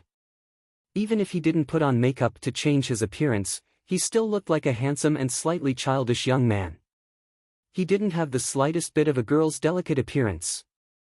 Murong-ting had always boasted of her heroic character, but she had to admit that even if she wore men's clothes, she wouldn't look more like a boy than the person in front of her. Even though she knew that Yili was a real woman, Murong-ting couldn't help but feel a little embarrassed when she saw a handsome young man with a naive and childish look in her heart. Looking at Murong-ting's rare blush, Yili couldn't help but smile at her. The young man in the sun was handsome and elegant. His black clothes couldn't hide his clean and clear childishness. Murong-ting could only stare at him more widely and scold him in her heart, evildoer. General, I'll leave first. Yili didn't want to provoke Murong-ting anymore. She turned around and said goodbye to Murong-shen. Murong-shen nodded and said cautiously, in that case, please take care of Yonglin City. I won't let you down. Yili smiled. Murong-ting looked at Yili and rolled her eyes. Father, why is young Master Su going to Yonglin? Murong-shen frowned and said, young Master Su is going to help Yunting and Xia Shu defend the city. Murong-ting quickly said, I want to go too. Stop fooling around. Young Master Su is going to do something serious. Why are you following him? Murong Ting was so angry that she stomped her feet. Previously, he said that she was a girl and could not go to the battlefield. Now, wasn't he asking Li Li to go to the battlefield? I don't care, I also want to help defend the city. I'm Daddy's daughter, not a useless person who only knows how to eat for free in the barracks. Ah! Young Master Su, can you take me with you? Being so excited, Murong Ting forgot that Yi Li was still wearing men's clothes. She directly jumped on him and shook his sleeves, which attracted the attention of the soldiers passing by. Yi Li coughed softly, pulled her hands away and said with a smile, Murong, men and women are different. Murong Ting just noticed the strange eyes of the soldiers passing by. She quickly let go of her hands and made a face at Yi Li. She turned back and pulled her father to act like a spoiled child. Father, let Ting go. I will never make trouble for others. Murong Shen was pestered by her and had no choice but to look at Yi Li. Yi Li lowered her head and said with a smile, if you don't worry, General, let Murong go with me. Murong Shen sighed. Now the situation was critical. There was not much difference between staying in Shattered Snow Pass and going to Yonglin City. Even if she stayed in Shattered Snow Pass, he could not take care of her when the battle really started. Well, I'll have to trouble young Master Su to take care of this girl. If she dares to be willful and mischievous, young Master Su can punish her according to military law. You don't have to be merciful. Thank you, Father. Murong Ting was overjoyed. She did not care about the military law that her father said later. At least this meant that her father was willing to treat her as a soldier and not as an insensible little girl, right? Thank you, Father. Murong Ting was overjoyed. She did not care about the military law that her father said later. At least this meant that her father was willing to treat her as a soldier and not as an insensible little girl, right? After bidding farewell to Murong Shen, Yi Li and the others stopped in front of Shattered Snow Pass for less than 2 hours and then started to go back. Murong Ting rode on the back of the horse and looked at Yi Li's horse and the few Black Cloud cavalry soldiers behind her with envy. Only a few people had such an imposing manner. If the whole Black Cloud cavalry was in front of her, what a magnificent scene it would be. Just thinking about it made her blood boil. Ah, young Master Su, why did you come to Shattered Snow Pass? My father is really not worried about you. No matter what I said, he would not let me go to the battlefield. But when you came, he was actually willing to hand over the defense of Yonglin to you. Thinking of this, Murong Ting could not help but feel a little sour in her heart. Did her father really think that she was very useless, so he was unwilling to let her go to the battlefield? Yi Li smiled and said, I went to the southern border to settle some matters and coincidentally met you. Prince is actually willing to let you go to the southern border alone to settle some matters. Prince is really a good person. Not like my father, who always nags me that when a girl gets married, she has to stay at home obediently to do the housework and be virtuous. I don't want to stay at home obediently. Murong Ting complained softly in dissatisfaction. Her last sentence was so soft that it was almost like a whisper. However, everyone present had excellent hearing. Naturally, they all heard it clearly. Yun Ting smiled and said, Miss Murong, if you say that, young Master Ling will cry. Murong Ting bared her teeth and snorted at Yun Ting. Then she patted her horse and ran to the front. Yi Li smiled and followed her. She smiled and said, General Murong also dotes on you and is afraid that you will be in danger. I know, but my father only has one daughter, I also want my father to be proud of me. Also, I am not a child, I will not act impulsively. My father does not allow me to go to the battlefield. No matter how anxious I am, I will not secretly go behind his back. Yi Li nodded. Although Murong Ting was occasionally willful, she knew her limits and would not let others really worry about her. When they returned to Yonglin City, Xia Shu had already followed several commanders of Black Cloud Cavalry to reinforce the defense of Yonglin City. Yun Ting had long been itching to do so. When he returned to the city, he told Yi Li that he did not have time to entertain her, the princess consort of Dingwa, and he also ran around. Murong Ting had no interest in Yili sitting in the study and reading a lot of files and maps. She turned her eyes and ran to find some young and strong men and clever women in the city, preparing to organize them. When the war came, although they could not go to the battlefield, it was not a problem for them to help take care of the wounded soldiers and deal with the logistics. Yili also agreed with her idea. Murong Ting, who had been restrained by Murong Shen for a long time, was even happier. She went with a smile. Yili sat in the specially vacated study, looking at the map in front of her and frowning. She was obviously not a genius, at least not in commanding a large-scale battle. As a special soldier in her previous life, she was better at local small group battles and attacking the enemy's key points.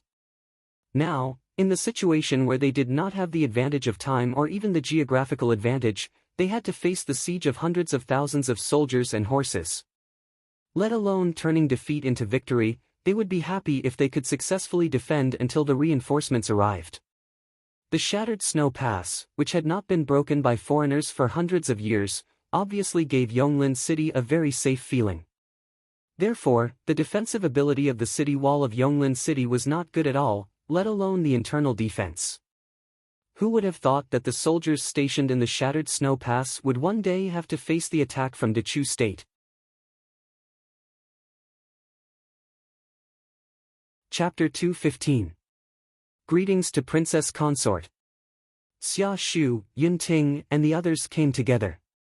They stood at the door and bowed to Yili. Yili waved to everyone without turning her head and said, "Come in, how is it?" Yun Ting, who had the most straightforward personality, smiled and said, "Thanks to the help of the Black Cloud Cavalry brothers, we have strengthened the city's defenses."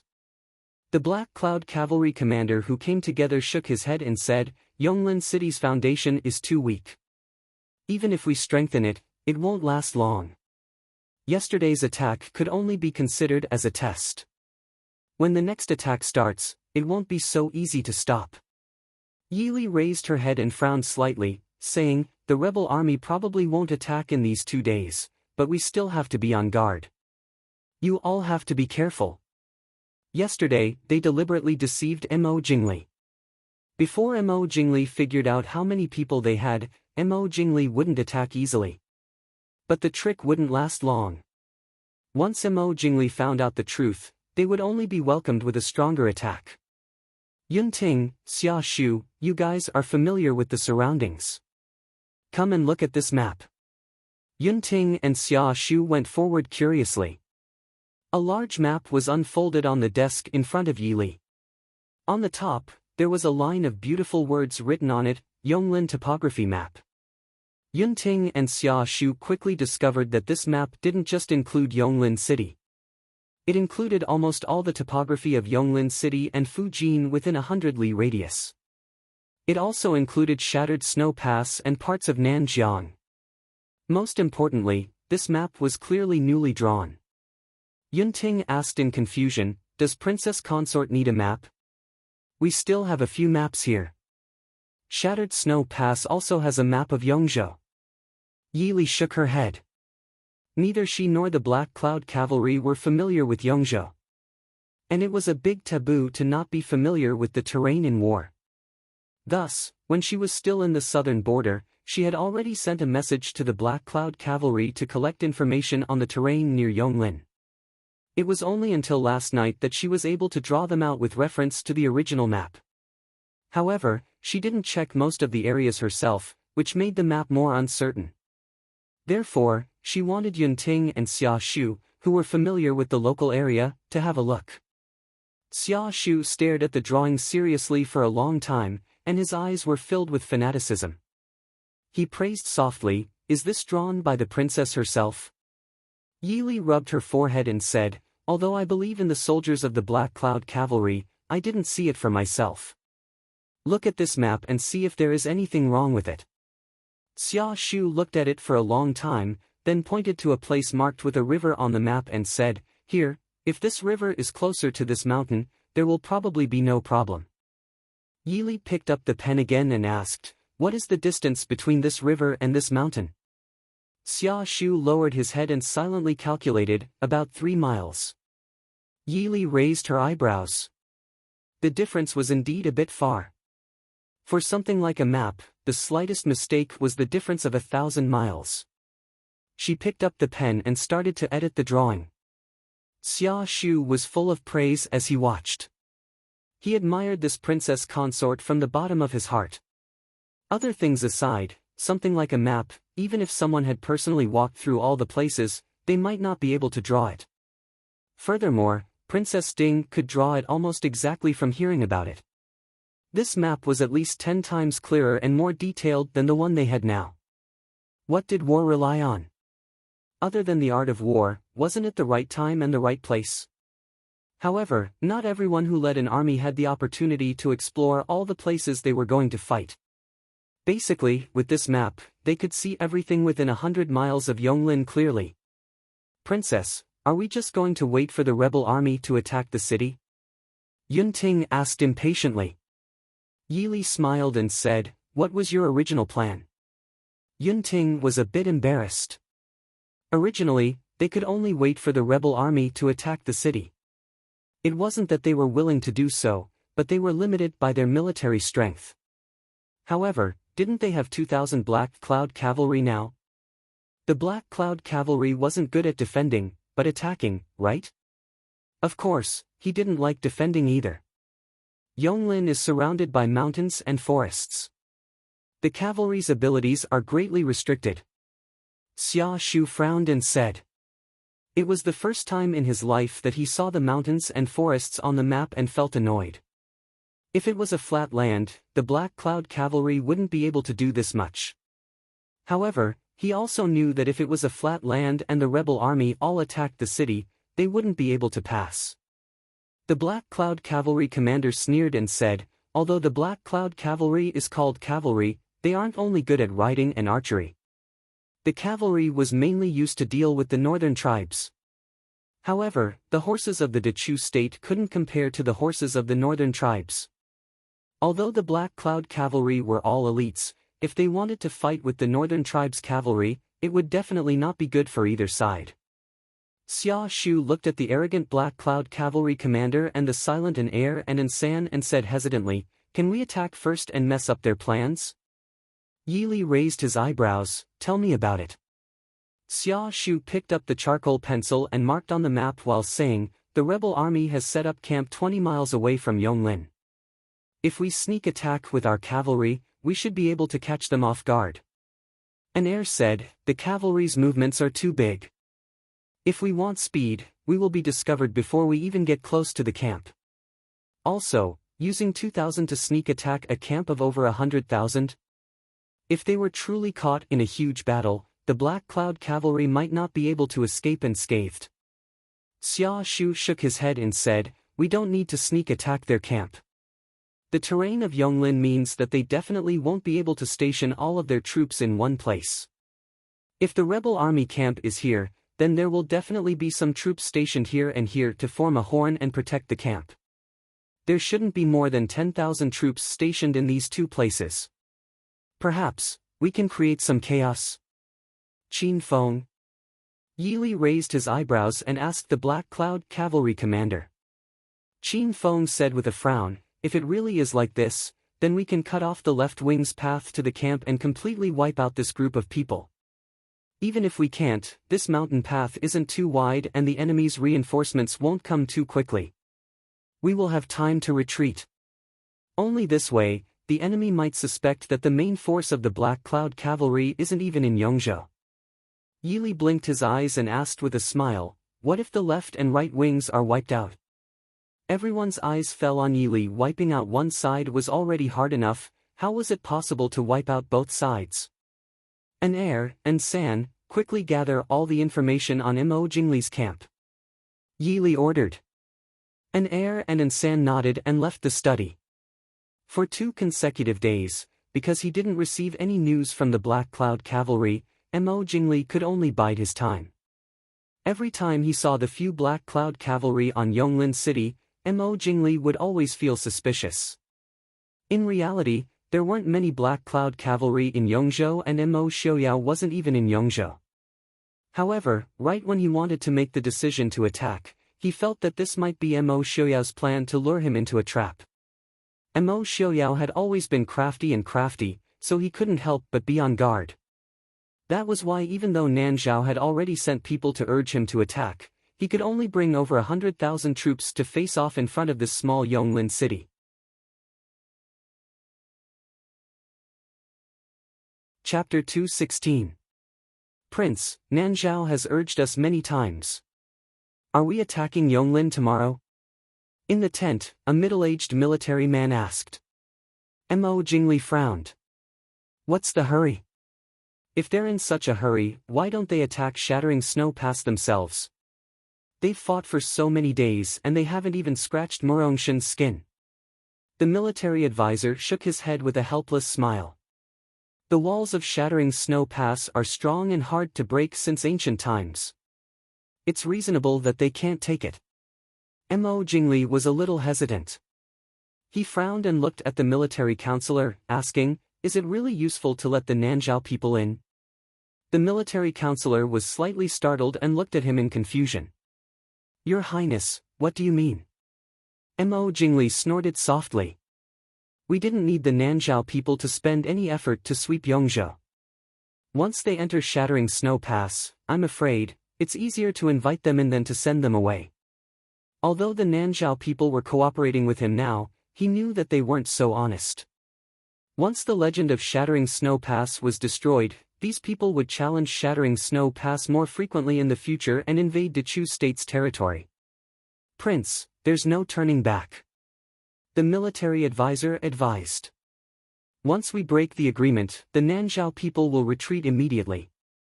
Then Morongshin will turn around to deal with us. When the imperial court's reinforcements arrive, the consequences will be unimaginable. So, Prince, it's better to end the battle quickly. Mo Jingli nodded. How could he not understand this? Why do you think the Black Cloud cavalry came so quickly? The military advisor said awkwardly, Prince Ding has always been far-sighted. In these 2 days, we haven't found any trace of the Black Cloud cavalry. I'm afraid that Prince Ding planted a hidden chess piece here earlier. Thinking of this, the military advisor couldn't help but wring his hands. If it weren't for the Black Cloud cavalry, Yonglin City would have been theirs. Perhaps even Shattering Snow Pass would have been broken. You're saying that Mo Xiaoyao predicted that there would be a war in Nanjiang? Mo Jingli asked with an ugly expression. The military advisor did not dare to admit it and only said, perhaps it was left behind by Prince Ding to guard against Nanzhao. After all, Prince Ding fought very fiercely in Nanjiang back then. If the imperial family had not been worried that the young general of the Prince Ding mansion was too famous at that time and that his military exploits were too great, they would have retreated. The present Nanzhao probably no longer existed. Nanzhao's hatred of Prince Ding went without saying. Prince Ding probably also viewed the resurgent Nanzhao as a thorn in his side. Mo Jingli curled his lips in disdain. Mo Xiaoyao claims to be a godly strategist, yet he still hasn't been able to conquer Nanjiang even after fighting for a year. I swept through Yongzhou in less than half a month. In at most half a year, we will be able to conquer the entire south of the Cloud Mist River. Prince is wise, military counselor said with a smile as he wiped his sweat without a trace. The fact that everything went so smoothly this time was definitely because the heavens were helping them. Ever since Morongshin guarded Broken Snow Pass, the emperor had used all kinds of methods to reduce the military strength of Yongzhou. The governor of Yongzhou spared no effort to find trouble for Morongshin. That was why Yongzhou's defense was empty. And this time, they had attacked unexpectedly, which was why their journey had been so smooth. In the future, when the imperial court reacted, it would not be so smooth. However, Prince was right. As long as they destroyed Morongshin in Broken Snow Pass, the south of the Cloud Mist River would indeed be in their pocket. Reporting to Prince. The Western Army was attacked. The soldier outside the tent hurriedly reported in a loud voice. Mo Jingli was startled. He suddenly got up and walked out of the tent to look into the distance. Sure enough, he saw a sea of fire in the west. Bastard! How could Yonglin City still have the military strength to launch a sneak attack? Military counselor followed behind him. When he saw the situation in the west, he was also startled. He quickly reminded, Prince. Mo Jingli said coldly, send reinforcements. Prince, look over there. The generals who hurried over screamed. At the same time, the camp in the east was also lit up.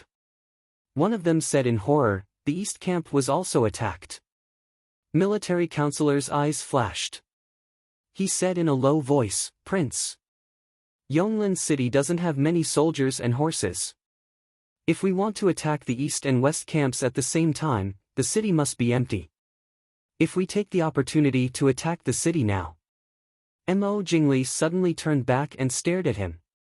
Do you think the two guys in Yonglin City have the guts to attack Yonglin City at night? He was not familiar with Yunting and Xia Shu, but they were not strangers either. It was said that they were the two youngest captains under Murong. Two captains in their early 20s, even if they were given the courage, they would not dare to leave Yonglin City alone and take the risk. What was more, as long as one was not an idiot, he knew that even if the night attack succeeded, it was impossible to defeat hundreds of thousands of soldiers. Instead, it would exhaust the defense forces of Yonglin City. Prince means. Military counselor frowned. Send spies to investigate. General Zhang, General Li, reinforce the east and west camps. Yes. Prince. On a mountain peak not far from Prince Li's camp, Yili lowered her head and looked at the smoke and fire at the foot of the mountain with satisfaction.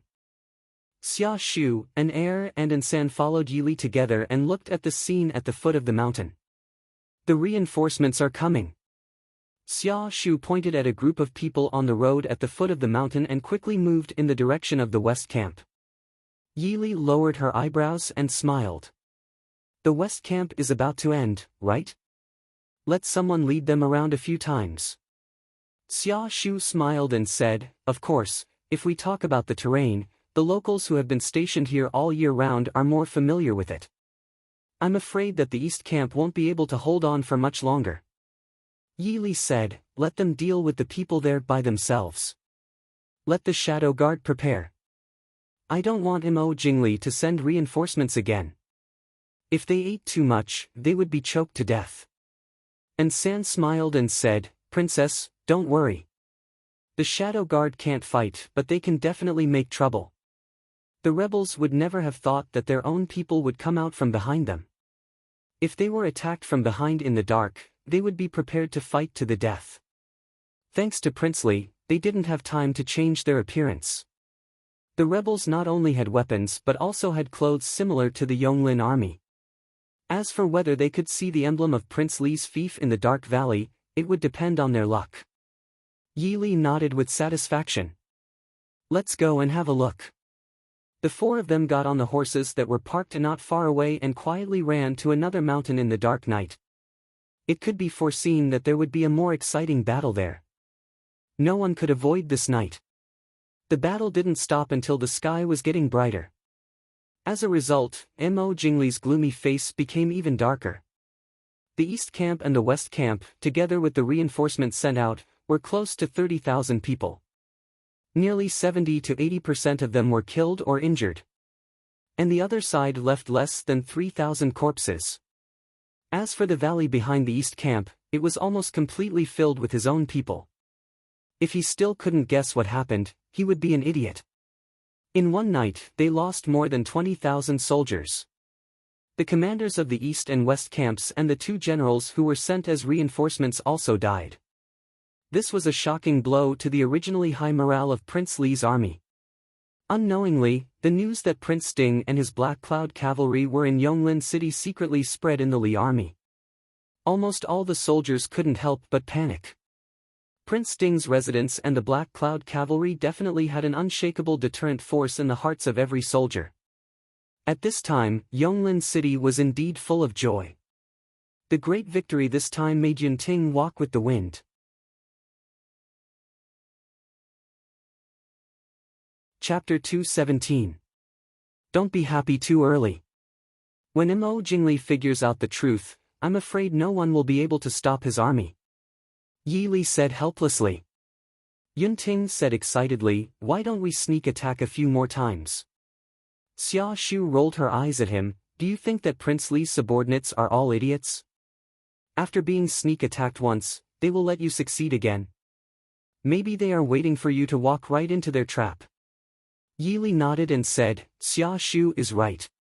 This time, we are indeed taking a risk. If Mo Jingli reacts and directly attacks Yonglin, then even if we can kill 20 to 30,000 rebels, it will be useless. Yunting also gradually recovered from his excitement, biting his fingers anxiously, then what should we do? Damn it, when will the imperial court's reinforcements arrive? Princess. And San came in with a letter. Yi Li nodded and said to the two, you can go do your work first. Yunting and Xia Shu respectfully left. Yi Li took the letter from Ansan and opened it. At first, she was happy, but soon her face sank. Ansan looked strangely at Yi Li's change in expression. She didn't know what was written in the letter to make the usually calm princess consort act so strangely. After a while, Yi Li slapped the letter on the table and said, pass down the order, from today onwards, the entire army will be on alert. Princess consort, what's wrong? Yi Li said, Mo Jingli is very likely to attack Yonglin within these 2 days. And San didn't understand. According to their predictions, the rebel army shouldn't move at all in these few days. Yi Li looked at the letter on the table and said, the reinforcements will arrive at Yunlan River within 3 days. Not long after, Mo Jingli will also receive this news. If he doesn't attack Yonglin at this time, once the reinforcements arrive, he will have no chance. And San nodded, so, as long as we can hold on for these 3 days. I'm just afraid that these 3 days won't be easy. In King Li's army, Mo Jingli stared at the secret letter in his hand as if he wanted to bore a hole through it. After a while, he angrily said, good. Good Black Cloud Cavalry. I want to know which expert is in Yonglin City. It was written clearly in the secret letter that Mo Xiaoyao went to the palace to see Mo Jingqi 10 days ago. Even if he had left the capital at that time, he couldn't have arrived in Yongzhou in such a short time. Therefore, the one blocking his path in the past few days was definitely not that cripple Mo Xiaoyao. As for the Black Cloud Cavalry, other than the 2,000 Black Cloud Cavalry in Yonglin City, they had searched the entire Yongzhou and did not find a single trace of the Black Cloud Cavalry. Prince, now. The military advisor's expression was grave. The reinforcements are coming so quickly. They will cross the Cloud River in at most 3 days.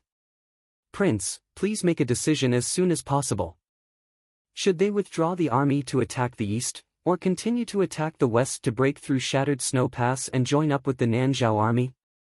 Attack the city at all costs. The battle began again. This time, it was even more intense than a few days ago.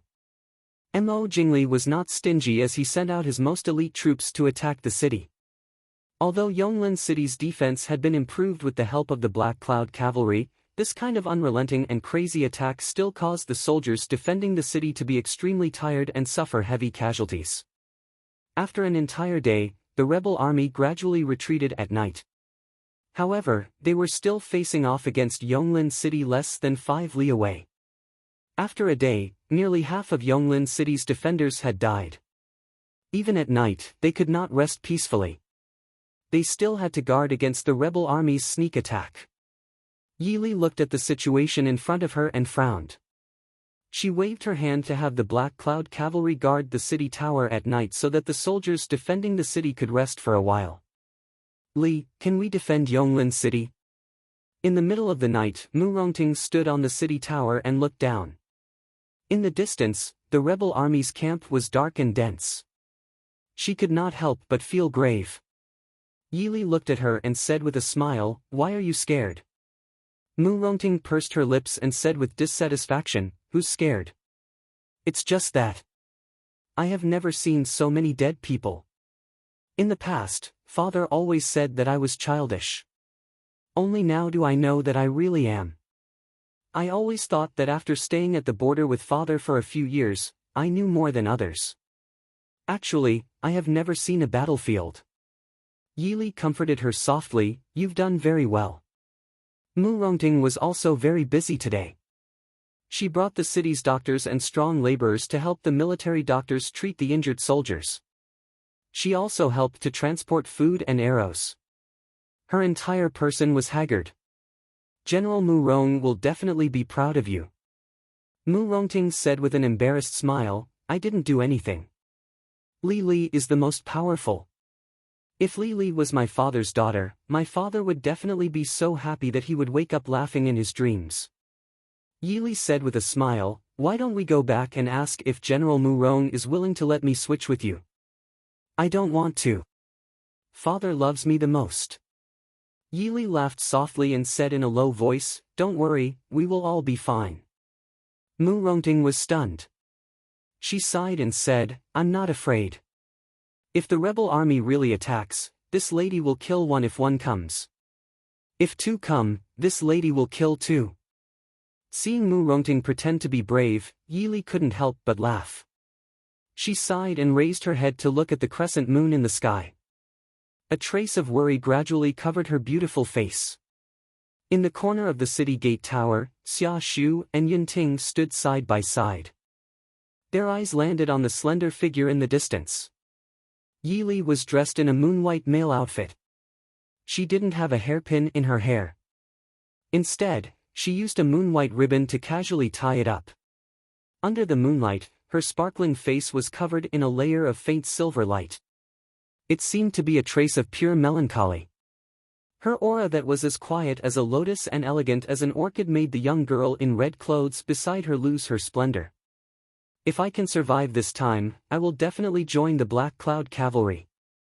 Yun Ting said firmly. Joining the Black Cloud Cavalry had always been his wish. It was just that he was even more determined now. If we can't defend tomorrow, you can escort the princess consort and leave first. Head towards the north. After passing the Cloud Mist River, you should be able to meet the reinforcements soon. Xia Shu said faintly. Yun Ting glared at him and said, am I someone who would run away before the battle? Xia Shu faintly swept a glance over him. You don't know the relationship between the princess consort and King Li. What will happen if she falls into King Li's hands? Yun Ting stilled. He couldn't help but look at the woman standing in the wind. He scratched his head in annoyance and said, I don't have the ability to escort the princess consort away. You should go. You are better at persuading people. The princess consort doesn't look like she would abandon Yonglin City and leave by herself. Speaking of which, I really haven't seen such a princess consort before. Xia Shu nodded in agreement. Even though they had only known each other for a few days, this Princess Ding who was younger than them had completely subverted their understanding of the title of princess consort. She looked weak on the outside, but her heart was stronger than men. There was also his astonishing intellect, his sharp decisiveness as a general, and his agility that was greater than many other generals. Many times, Xia Shu felt that the woman wasn't a pampered princess consort, but a soldier who had experienced hundreds of battles. Say, if we both survive and I ask the princess consort to accept me into the Black Cloud Cavalry, will the princess consort agree? Don't think about problems that can't be solved first. This had always been Yun Ting's habit. Tilting his head, Yun Ting began to imagine a beautiful future.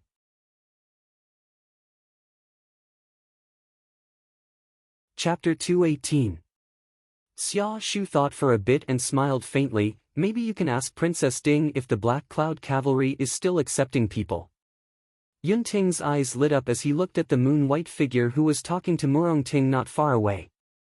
Xia Shu shook his head helplessly and turned to walk down the city tower as he said, go back and rest, don't forget that there is still a fierce battle tomorrow. Yun Ting nodded indifferently, still hesitating whether or not he should ask Princess Ding. After all, not everyone had the chance to meet the master of the Black Cloud Cavalry. Looking at the gentle figure under the moonlight, Yun Ting turned and walked down the city tower. If he could survive tomorrow, he would beg Princess Ding to accept him into the Black Cloud Cavalry. The rebel army was clearly becoming impatient compared to the slow and leisurely pace of the past few days. They had already started attacking the city before the sun rose, and as the sky grew brighter, the attacks became more and more fierce.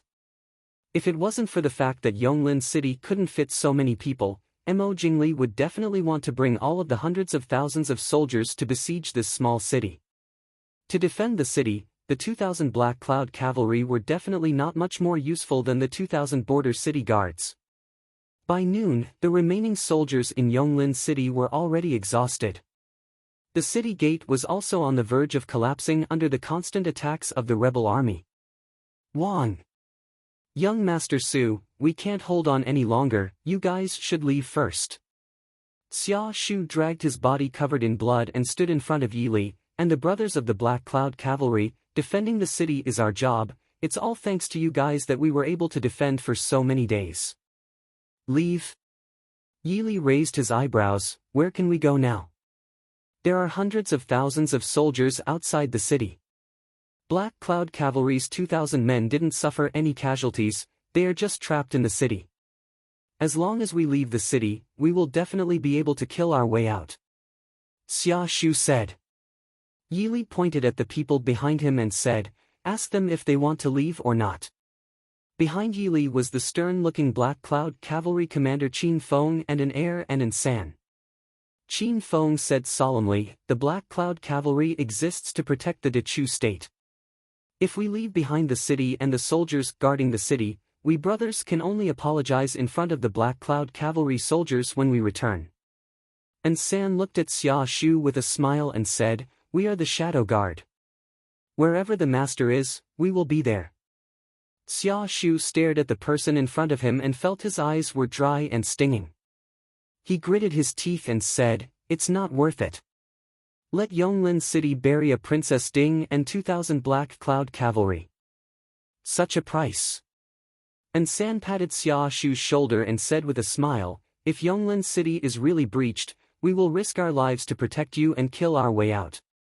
At that time, we will be able to break out of the encirclement. What was the meaning of abandoning the city and fleeing now? Wouldn't it be better to abandon the city a few days earlier and save so many people from dying? Xia Shu was stunned. He slapped Ansan's hand away and turned to leave, do whatever you want. Ansan shrugged and said helplessly to the people behind him, he seems to be shy. An heir patted his third brother helplessly. Was he crazy? They were on the battlefield right now, okay? Seeing the city gate begin to break under the heavy impact, Yi Li sighed helplessly. In the end, they couldn't hold on until the reinforcements arrived. Black Cloud Cavalry, get ready. Yes. The city gate tower was handed over to the few remaining defenders. Below the city gate tower, 2,000 Black Cloud Cavalry were ready. They were like an arrow ready to shoot at any time. Yi Li turned back and nodded to Xia Shu and Yun Ting who were standing on the city gate tower. With a wave of her hand, the city gate fell to the ground. The moment the rebel army outside the city had no time to rush in, the Black Cavalry rushed out like a gust of wind. Everywhere they went, blood soared. Prince, they are here. Black Cloud Cavalry. At the back of the army, Mo Jingli sat high on his horse and stared at the situation on the battlefield. He didn't need the people beside him to remind him. He naturally saw the group of strong black figures. As expected of the Black Cloud Cavalry. The general beside him couldn't help but sigh. If they had this kind of army, why would they worry about the world being unstable? Even if they were already enemies, they still couldn't hide their admiration when they saw this kind of elite army. Mo Jingli laughed coldly, they finally came out. With a wave of his hand, two groups of fresh troops that hadn't participated in the battle charged into the battlefield. They all say that the Black Cloud Cavalry is good at attacking. Let's see what you can do with so many people. Yonglin City wasn't big to begin with. Because of the addition of these two groups of people, it could be said that it was overcrowded. The war horses couldn't move at all. The Black Cloud Cavalry clearly understood this. They quickly gave up on their war horses and merged into the chaotic army. Using 2,000 people to stop tens of thousands of people was like a mantis trying to stop a chariot. However, the city gate was only so small. Even if they wanted tens of thousands of people, they couldn't rush in at the same time. Thus, for a moment, the two armies were still tangled in a stalemate at the city gate. Even if there were a few rebel soldiers who occasionally rushed in, they were quickly wiped out by the defending army inside the city gate. Who is that person? Mo Jingli, who was watching the battle, suddenly pointed at an exceptionally petite black-clothed figure in the chaotic army. He wore the same black cloud-patterned clothes as all of the Black Cloud Cavalry, but his movements were completely different from the Black Cloud Cavalry. If the Black Cloud Cavalry's movements were swift and fierce, then his movements were extremely simple and fierce. It was impossible to see any techniques, but with every simple movement, a soldier would fall in front of him. Regardless of whether it was the normal soldiers or the generals, there was no difference under his hands. That is, everyone was speechless. No one knew who that person was. It was because apart from his figure being a bit shorter and his movements being a bit more swift and fierce, he didn't seem any different from the other Black Cloud Cavalry. Mo Jingli's dark eyes gradually narrowed as he stared at the fierce figure amidst the chaotic army. That figure gave him a strange sense of familiarity. After a long time, he finally spat out a name through gritted teeth: Yi Li. The military advisor on the side was stunned. He quickly looked at the person in the chaotic army and said in shock, "The prince said that is Princess Ding?" Mo Jingli ignored his question. The whip in his hand pointed forward. "If you capture that person alive, I will reward you with 1,000 taels of gold." Yes. Even though the Black Cloud Cavalry had stopped the rebel army at the city gate, they were unable to effectively defend the city towers. Many rebel soldiers had already climbed up the city walls and started to fight with the defending army on the city walls. Yi Li could clearly feel the pressure at the foot of the city walls. She swept aside a rebel soldier that had pounced at her, and when she turned around, she just happened to pierce the throat of another rebel soldier that had pounced at her from behind. An heir and an San came over. An heir said in a low voice, "Young master, it's time to retreat." And San swung her sword and created a trail of blood as she said, "Did Mo Jingli discover the princess? Why do I feel that the people coming over right now aren't normal soldiers? The people around them clearly had good martial arts and were harder to deal with than normal soldiers." Yi Li was helpless, but Yonglin City's fall was a foregone conclusion. If the Black Cloud Cavalry sacrificed themselves now, there was no meaning. They had stalled at the city gate for almost 2 hours. Shattered Snow Pass must have received the news. Black Cloud Cavalry, retreat from the battlefield.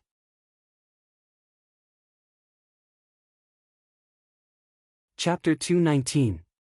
Yes. Team 1, 2, and 3 bring up the rear. Everyone else retreat. Qin Feng ordered loudly. "You want to run?" Mo Jingli could clearly see the situation on the battlefield from far away. The Black Cloud Cavalry were good at ambushing, good at hiding, and also good at escaping. The terrain around Yonglin was complicated. Once they left the battlefield, it would be impossible to catch them. However, the Black Cloud Cavalry didn't actually charge into the center of the rebel army. They only blocked the city gates and didn't allow them to advance. When they received the order, they immediately retreated to the left, right, and center of the city. There were also divine archers left behind to bring up the rear. No matter how unwilling the rebel army was, they could only watch as they left the battlefield. Mo Jingli gave a cold snort. He turned around and pulled out the bow on his horse. Knocking an arrow, he aimed at the petite black figure in the midst of the rebel army. In the midst of the slaughter, Yi Li could clearly sense a dangerous aura. He only felt that when he turned around, he only saw Mo Jingli's malicious eyes and an arrow flying through the air. If it was any other time, Yi Li naturally wouldn't have to worry about not being able to dodge this arrow. However, he was currently being held down by several rebel soldiers and had no way of dodging. And San cried out in alarm and immediately pounced over. Yi Li cursed in his heart. He grabbed a rebel soldier's sword and threw it in the direction and San was pouncing over. With this turn and throw, he felt a burning pain in his left arm. The arrow behind him was almost within reach. "Young master." "So?" A white arrow emitting a beautiful golden light tore through the air.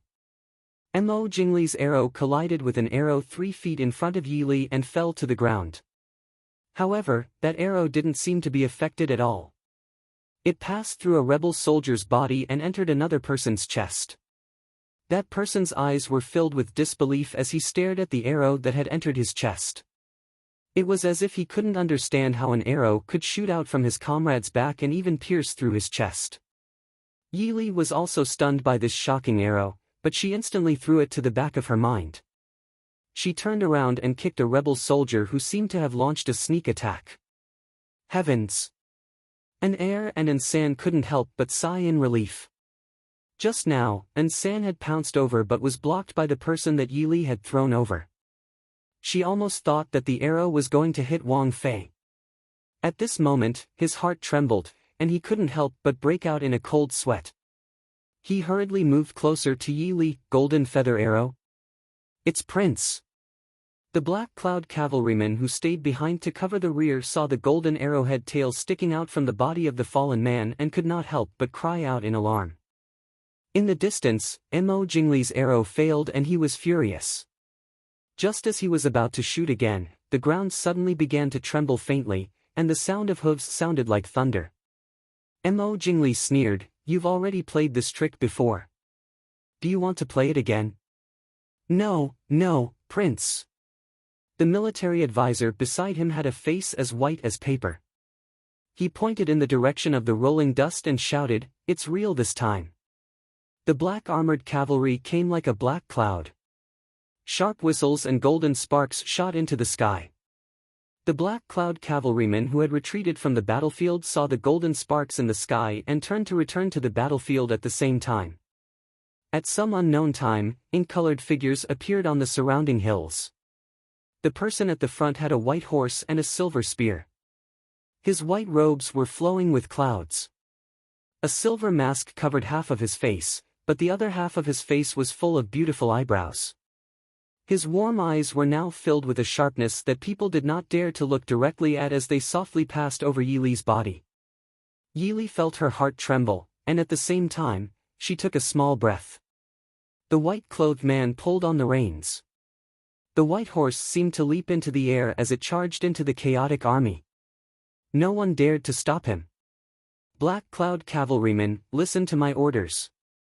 Those who betray the country, kill without mercy. A low voice mixed with internal energy spread over the entire battlefield. Yes, Prince. The echoes shook the sky. In an instant, the entire battlefield seemed to have frozen. Everyone forgot that they were still on the battlefield filled with spears and swords. They could only stare blankly at the white-clothed man in the middle of the chaotic army. A name appeared in their hearts, Mo Xiaoyao. How is this possible? Mo Jingli fiercely stared at the scene in front of him. His eyes were filled with disbelief. Beat the drums for me, kill. Dong, dong, dong. The heavy sound of the war drum sounded, as if it was beating on everyone's hearts.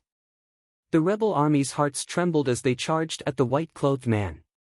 They were facing the undefeatable war god of the Chu state. Mo Xiaoyao raised an eyebrow, as if he was disdainful. The silver spear in his hand drew a stunning silver arc. The tip of the spear brought out beautiful flowers of blood. On the hill, countless arrows interweaved into a dazzling net of arrows. The Black Cloud cavalry were renowned for their archery. Facing such a rain of arrows, not to mention an effective counterattack, the rebel army did not even have the courage to raise their bows. There was also the huge army behind them. In almost an instant, the army of more than 100,000 was already showing signs of defeat. When Mo Xiaoyao appeared, Yi Li retreated back into Yonglin City. After clearing out the rebel army that had just entered the city with the Black Cloud cavalry, she stood on the city gate tower and looked down at the scene below. Everyone's gaze couldn't help but gather on the white-clothed man. White-clothed silver spear, moving like a dragon. Wherever he went, the rebel army would retreat. They didn't dare to cross swords with him. Yi Li had heard Su Qingchen's evaluation before. When Mo Xiaoyao was young, he was as dazzling as fire. After the great change, the young Imo Xiaoyao was as calm as water, but contained a shocking undercurrent. And the current Imo Xiaoyao was like a peerless sword that had gone through thousands of trials and tribulations. The sharpness was restrained and the murderous aura gradually calmed down. However, the magnificence that had gone through countless trials and tribulations still attracted everyone's attention. Ding! Prince Ding! Yun Ting leaned weakly against the wall. He didn't care about the blood on his face. He looked at the figures moving around the city with a yearning expression. Xia Shu stood beside him. His face was completely relaxed. It is very clear that it is. So we waited for the reinforcements? We defended Yonglin City. Yun Ting's voice carried a bit of an illusory feeling. For a moment, it was hard to tell if it was a dream or reality. And San giggled. He patted his shoulder and comforted him. Congratulations, Officer Yun. You will be promoted later. Yun Ting ignored him. He blinked his eyes and looked at Yili. Unfortunately, Yili was staring at the city and didn't have time to pay attention to him. This time, the battle didn't last for too long. In less than an hour, the rebel army began to retreat to the east. Looking at the rebel army that retreated like a tide, Yun Ting was speechless. What is the meaning of this? Were these rebel army purposely picking on soft persimmons? He didn't see that many people ran away without confronting the Black Cloud cavalry. Then what was the meaning of fighting to the death with them these past few days? And San smiled. Officer Yun, don't be sad. Don't talk about the reinforcements. Even if our prince stood there alone, those guys wouldn't dare to take a step forward. This is called imposing manner. Others can't learn it. Just Prince Ding standing at the gate of Yonglin City unharmed was enough to make most people scared out of their wits. What was the point of fighting? When can I have this kind of imposing manner? Yun Ting murmured.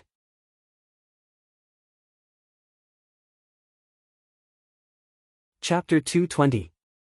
Take your time. If you were able to kill 20 generals and defeat 300,000 enemies when you were 15 or 16 years old, you should have this kind of momentum now. And San comforted her without any sincerity. Yili was too lazy to listen to their nonsense. She turned around and prepared to go down the gate tower, but she was pulled back by Murong Ting, who had come back at some point. Yili frowned. Murong, why did you come back? Murong Ting snorted and looked down at the gate with a smile. Prince Ding came with reinforcements. I would be a fool if I didn't come back. No, it was you who kidnapped me. I didn't leave at all.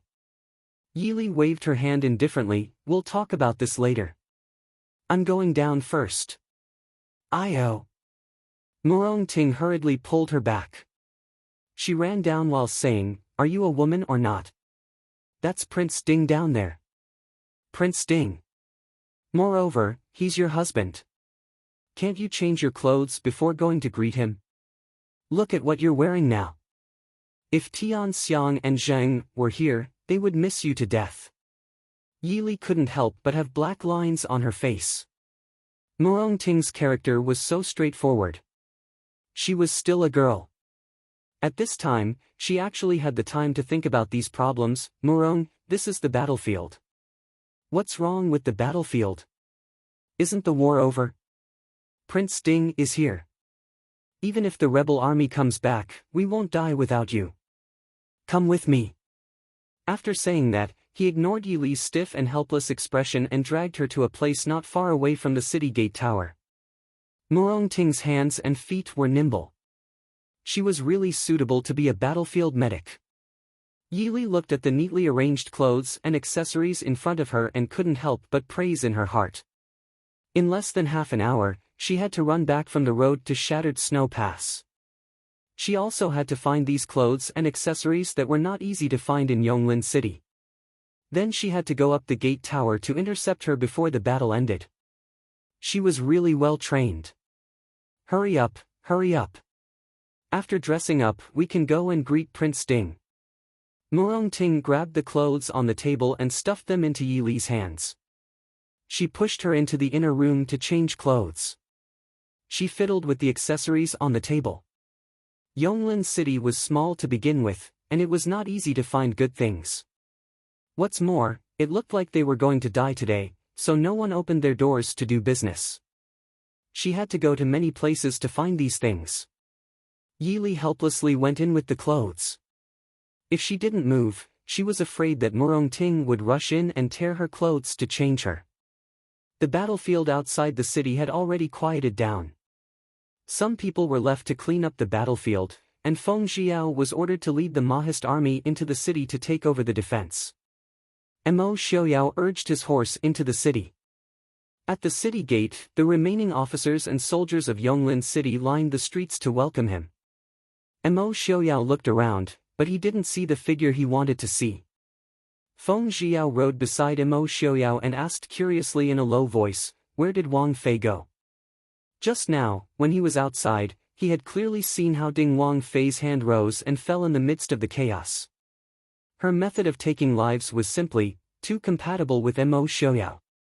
At the same time, Feng Jiao reminded himself in his heart, in the future, he could provoke anyone but Wang Fei.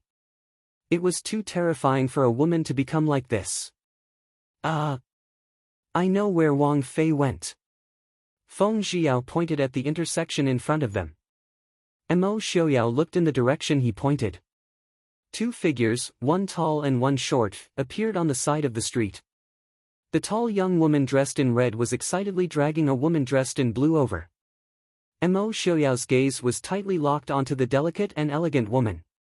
The woman who had been dressed in black on the battlefield, valiant and cold in her killing intent, had a faint helpless smile on her face. Her clothes were light, her wide sleeves fluttering. Her soft black hair was loosely tied up, and there was a pearl tassel hairpin in her hair. Her movements were gentle like the most elegant young woman in her boudoir. Yili clearly also saw Mo Xiaoyao. She paused slightly and stopped in her steps. Mo Xiaoyao urged his horse forward. The snow-white steed happily ran in front of Yili under its master's urging, and affectionately rubbed its head against her. Li. Mo Xiaoyao gave a faint smile. He bent over and reached out a hand to Yili. Yili raised her hand to grasp his outstretched hand. With a shake, Yili was pulled onto the back of the horse to sit in front of Mo Xiaoyao. Then the snow-white steed galloped away in front of Mu Rongting's shocked eyes. It left behind the young woman dressed in red with a dazed expression. A while later, she muttered in a low voice, "Burning the bridge after crossing the river, this girl didn't even touch a battle horse, so petty." Feng Jiao, who was on horseback in the distance, looked at the dazed soldiers and the curious black cloud cavalry. He shrugged and got off his horse. "All right, aren't subordinates supposed to take care of things that must be taken care of when their master is not free?" The two rode through Yonglin City and galloped out of the city. The steed was worthy of being called a steed. In the blink of an eye, even shattered snow pass was in sight. Yili lowered her head to look at her waist that was hurting a bit. She said in a low voice, "Mo Xiaoyao, where are we going?" Mo Xiaoyao lowered his head to look at her. He finally pulled on the reins and got off the horse. Yili raised her brows and prepared to get off the horse as well. But when she lowered her head, what welcomed her was Mo Xiaoyao's open arms. "Come down." Seeing his insistence, Yili could only let him carry her off the horse. Nestled in the slightly cold embrace, Yili did not know why, but she only felt a sense of relief and relaxation. The indescribable heat that came from her face made her feel a bit helpless. Raising her head, the elegant and pleasant scent of a man greeted her. Yili opened her eyes wide in shock. The man's kiss was like a sudden storm, sweeping over Yili while she was still in a daze. Her petite body was tightly locked in his embrace. His slightly cold fingertips gently lifted her helpless face. His warm and moist lips lingered on her bright red, soft and beautiful lips. Mo Xiaoyao's kiss was not gentle, it was even a bit rough. With a bit of tyranny and an indescribable anger, he pried open Yili's lips, forcing her to open her mouth and enter. Her helpless fragrant tongue danced with him. Ugh! Yili frowned slightly and wanted to struggle. The arm that clamped down on her waist used even more strength and stubbornly imprisoned her in his embrace. One of his hands gently rubbed the hair behind her head, forcing her to deeply entangle with him and exchange their breaths. Yili weakly tugged at the front of his clothes. Xiaoyao, when they separated, the two of them were slightly panting. Mo Xiaoyao lowered his head and leaned his forehead against Yili's smooth forehead. He said in a low voice, "Li, you scared me." When he rushed to Yonglin City and saw that scene, no one could understand the shock and fear in his heart. Even he himself did not know what he was thinking at that moment. He just subconsciously shot that arrow. When he saw that arrow shoot through two people in succession, bringing out a beautiful flower of blood, the tyrannical feeling in his heart did not subside at all. If it was not for his amazing self-control, the second arrow would have been shot at Mo Xiaoyao. If he could not block that arrow. If he could not block that arrow, none of the rebel soldiers present today would be able to live. Yi Li's face was bright red. For the first time in her life, she was so embarrassed that she did not know where to put her hands and feet. She actually kissed a man on the side of the road where there might be people coming and going, but when she heard Mo Xiaoyao's sigh, all of her struggles and rejection turned into nothingness.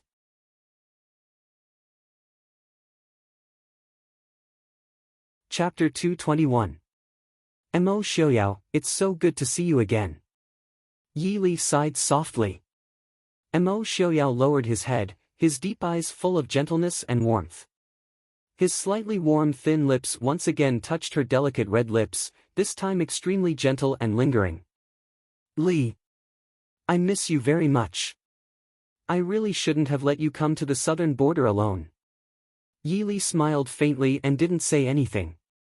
She didn't intend to tell him that after being separated for so long, she also missed him a little, well, not a little. The well-behaved white horse had already run off somewhere.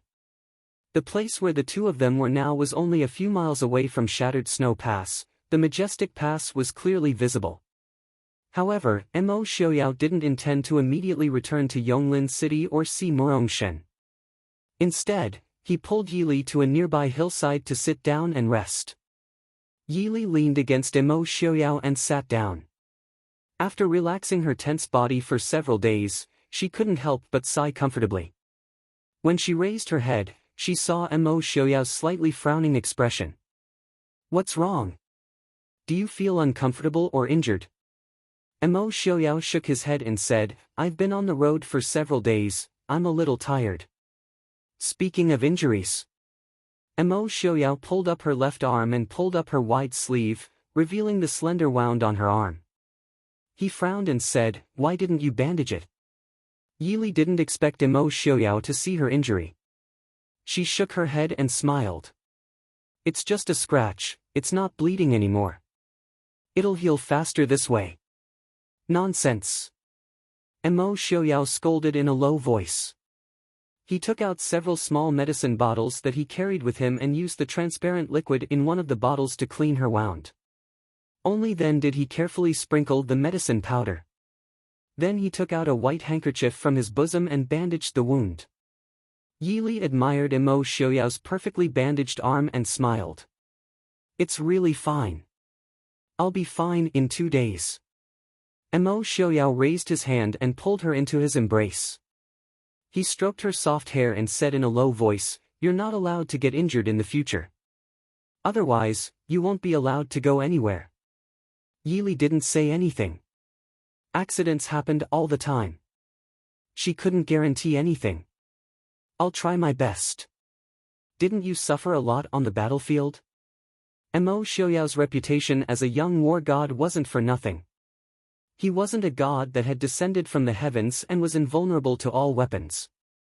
Can I be the same as you? Yi Li looked up and squinted at him unhappily. Are you discriminating against women? Mo Xiaoyao said helplessly, I don't discriminate against women. Even if I did, I wouldn't discriminate against you. His Li Li had left like this. If she was discriminated against, all the men in the world would commit suicide. Then you're saying that I'm not like a woman? Mo Xiaoyao looked at her with a smile that wasn't a smile. Are you angry or acting cute? Yi Li was stunned. She stared blankly at Imo Xiaoyao's gentle smile. She wanted to pounce on him and bite him or beat herself up. She was actually being unreasonable with Imo Xiaoyao. She was even more childish than Murong. Murong definitely wouldn't ask such a childish and senseless question. Imo Xiaoyao smiled faintly. Before she could fly into a rage, he pulled her into his embrace. "Sit with me for a bit. I'm a bit tired." Yili moved slightly, but she quickly calmed down. Imo Xiaoyao's body wasn't very good. It was impossible for him to make a miraculous recovery in such a short period of time. Even if he tried to hide it, she didn't miss the tiredness and paleness between his brows. Leaning tightly into his embrace, Yili didn't know what she was thinking as she gradually fell asleep. On the side of the official road not far away from the shattered snow pass, a few dark guards were quietly hiding their tracks, protecting their respective masters in the dark. And San lazily hung himself on a large tree with dense foliage on the side of the road. He pointed to a small hill not far away and said to an heir who was resting with his eyes closed under the tree, "Look at how long they're staying. If they hide there, they'll definitely be discovered by the prince and Wang Fei." An heir raised his head to look at him. "They're shadow guards, not tracking and surveillance. It's fine as long as they're not discovered. Even if the prince doesn't discover them, he'll know that they're following behind. Shadow guards were supposed to protect their master's safety 24 hours a day." And San rolled around in the tree. "We're also shadow guards." Although they didn't look like it. An heir's expression wasn't good. "We're not qualified shadow guards. When we go back this time, the prince will most likely give Wang Fei a few more shadow guards." And San's expression was also a bit gloomy. If Wang Fei didn't stop him on the battlefield just now, he wouldn't have been injured.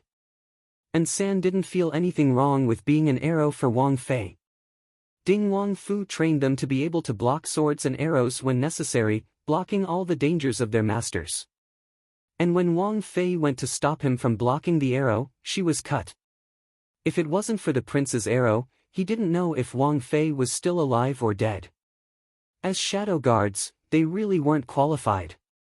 And C and an E were still nowhere to be seen, although this was Wang Fei's order.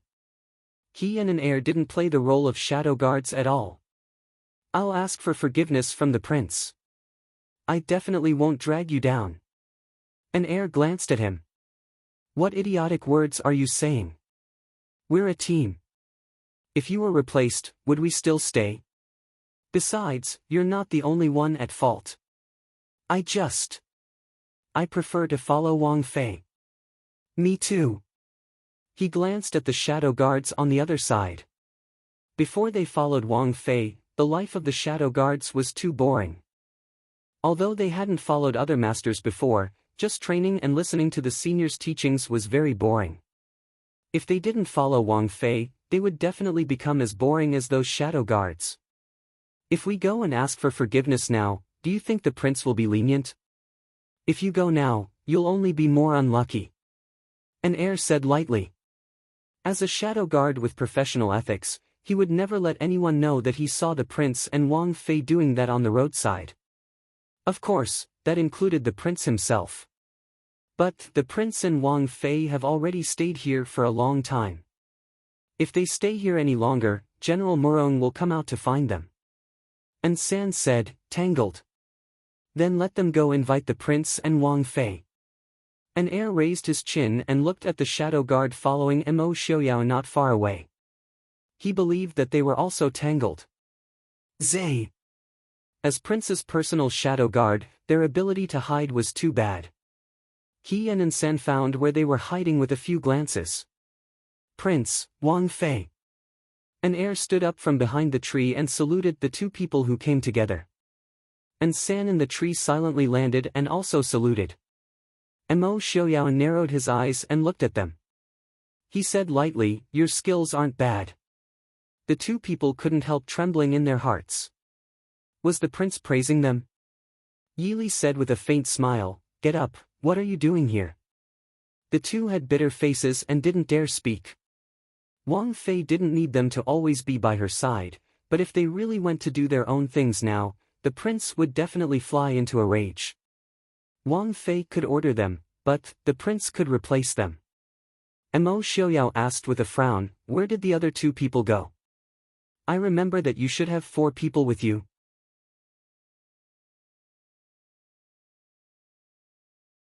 Chapter 222. Yi Li smiled and said, I let them do their work.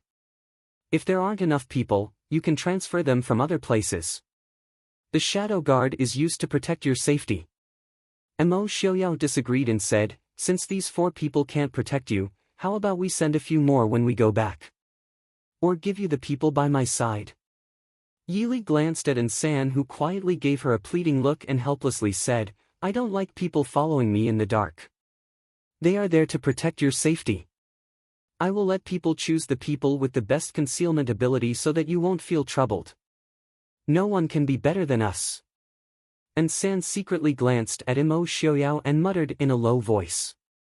Mo Xiaoyao's indifferent gaze immediately fell on him and San's body couldn't help but stiffen. Mo Xiaoyao lightly said, there has never been a shadow guard that needed master to save. Just based on this point, no one is better than you. Mo Xiaoyao. Yi Li reached out her hand to hold Mo Xiaoyao's hand and said softly, they have all helped me a lot. You can see that I don't need a shadow guard. I need assistance that I can trust. Moreover, the shadow guard isn't useful everywhere, right? For example, there were some places where the shadow guard couldn't follow and the places where the shadow guard could follow were usually places where ordinary guards could appear. Moreover, the degree of danger wouldn't be high. Fortunately, there were only a few shadow guards in the Ding Palace who were specially trained to protect their master. The rest had other duties, otherwise it would be a waste of talent. Mo Xiaoyao glanced at the 2 shadow guards who had their heads lowered and his eyes slightly narrowed. He lowered his head to look at Yi Li, who was looking at him seriously, and said in a low voice, they can continue to stay by your side. I will transfer another 4 shadow guards to you. Don't. Yi Li smiled faintly and said, I'm not used to the shadow guard. Even if you send someone else to follow me, it won't be long before they become the same as an heir and the others. What's the point? Mo Xiaoyao lightly snorted and turned to walk on the official road. Yi Li pursed her lips and smiled, following behind him. An heir and San were left with a blank face. Heir, what does Prince mean by this? It means that we can continue to follow Princess. Probably. Broken Snow Pass Camp. Seeing Yi Li and Mo Xiaoyao come in, everyone in the tent quickly stood up. Morongshan personally stepped down from the position of Commander-in-Chief and came forward to greet them. Greetings to Prince and Princess. You is you please accept this general's bow. As he spoke, he took off his battle robe and was about to bow down. Mo Xiaoyao reached out and grabbed his shoulder, saying coolly, I am doing my duty. General Morong doesn't need to be so courteous. Mo Xiaoyao didn't allow him to bow, so Morongshan naturally couldn't do it. Seeing Mo Xiaoyao's healthy and energetic appearance, a hint of joy flashed through his eyes. He didn't force it and turned to invite the 2 in. Princess, please sit inside. Everyone in the tent saw Mo Xiaoyao stride in and their expressions were very colorful. Some were happy, some were shocked, some were deep in thought. Mo Xiaoyao pulled Yi Li to a seat below the commander and asked, General, how is the Nanzhao army? Morongshan hesitated and then walked back to the main seat, replying, Nanzhao has been attacking the city urgently these days. They probably want to cooperate with Prince Li's rebel army. Now that the prince and the reinforcements have arrived, we don't have to worry about these Nani barbarians. Tomorrow, we will go out and fight. We will definitely drive these Nani barbarians back to the mountains of Nanjiang. These days, the soldiers of Shattered Snow Pass weren't the only ones who were sullen. Morongshan, the main general, was even more sullen. But no matter how sullen he was, he could only endure it and not show it.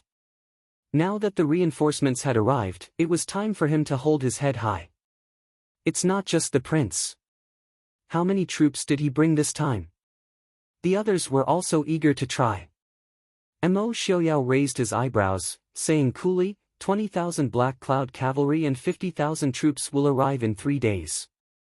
The tent was silent. Everyone felt as if a bucket of ice water had been poured over their heads, chilling them from the outside to the inside. One of them with a straightforward temper stood up in disbelief, saying, "Prince, why would the imperial court send 50,000 troops? Where were the 50,000 Black Cloud cavalry? Where were the 800,000 Mahist army?" Mo Xiaoyao's lips curved into an indifferent smile, only came to support first. As for the rest, the emperor has his own arrangements. Everyone was silent. Morongshan sighed in his heart. What else was there to be confused about? The emperor needed someone to support Nanjiang as soon as possible, and only Prince Sting's Black Cloud cavalry could march so fast. But the emperor was also worried about Prince Sting, so he didn't allow Prince Sting to bring too many troops. The real main force was at the back. And the leader must be someone the emperor trusted. In the future, when the chaos was quelled, the credit would naturally be given to the latecomer. The emperor was treating the king's mansion so harshly that nothing would happen. Originally, I thought that after Prince Sting recovered, he would be able to conquer Nanjiang in one fell swoop, continuing the unfinished ambition of Prince Sting. Now it seems that we can only let the Nani go this time. After a long time, Morongshan smiled regretfully. As a general, there wasn't anyone who didn't wish to move unhindered on the battlefield and achieve meritorious deeds. However, now that Prince Sting's body had suddenly recovered, it aroused the emperor's suspicion. No matter what, the emperor would not be willing to hand over such a miraculous achievement like pacifying the southern border to Prince Sting. Mo Xiaoyao smiled indifferently. It seems that this is indeed a bad opportunity. I'll have to trouble you these days. I will stay in Yonglin for a few days. When the reinforcements arrive, I will leave for the capital. Morongshan was startled. Prince won't stay in Shattered Snow Pass? Mo Xiaoyao smiled. Shattered Snow Pass is guarded by you, I don't need to tell you what to do. And Mo Jingli's more than 100,000 troops are in Yonglin. I still have some personal matters to deal with. Morongshan could only nod. In that case, Prince, do as you wish. Although it was a pity that he couldn't teach Nanzhao a heavy lesson this time, this kind of thing wasn't something he, a general, could decide. Besides, Prince Sting appeared in Shattered Snow Pass in good health. Just this news was enough to scare the Nani out of their wits. After all, the last war in which Nanjiang was almost wiped out was only 10 years ago. When they returned to Yonglin City, it was already night time. Fortunately, Mo Xiaoyao didn't need to spend too much effort on Yonglin City. Feng Zhiyao, who was left behind, had already taken care of everything. Yili looked curiously at Feng Zhiyao, who had changed out of his gorgeous red clothes and into a green armor and white robe. He looked like a different person in the capital. At the same time, Feng Zhiyao also looked curiously at Yili, who was still gentle and calm. He really couldn't equate the elegant and beautiful woman in front of him with the ruthless black-clothed woman on the battlefield. Mo Xiaoyao pulled Yili to sit down in the study. He pointed to the chair next to Feng Zhiyao and asked, "Ling Haoyu hasn't arrived yet?" Feng Zhiyao smiled. "He just arrived. He went to change his clothes and come over. He encountered some trouble on the way and was chased all the way. He was a bit embarrassed when he rushed over."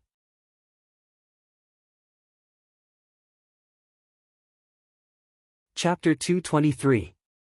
Yili curiously raised her eyebrows as she looked at Feng Zhiyao.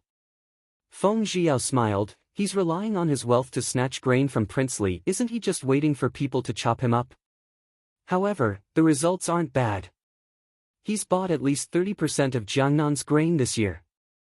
Now that Prince Li has turned around to attack Jiangnan, I'm afraid he'll run out of grain soon.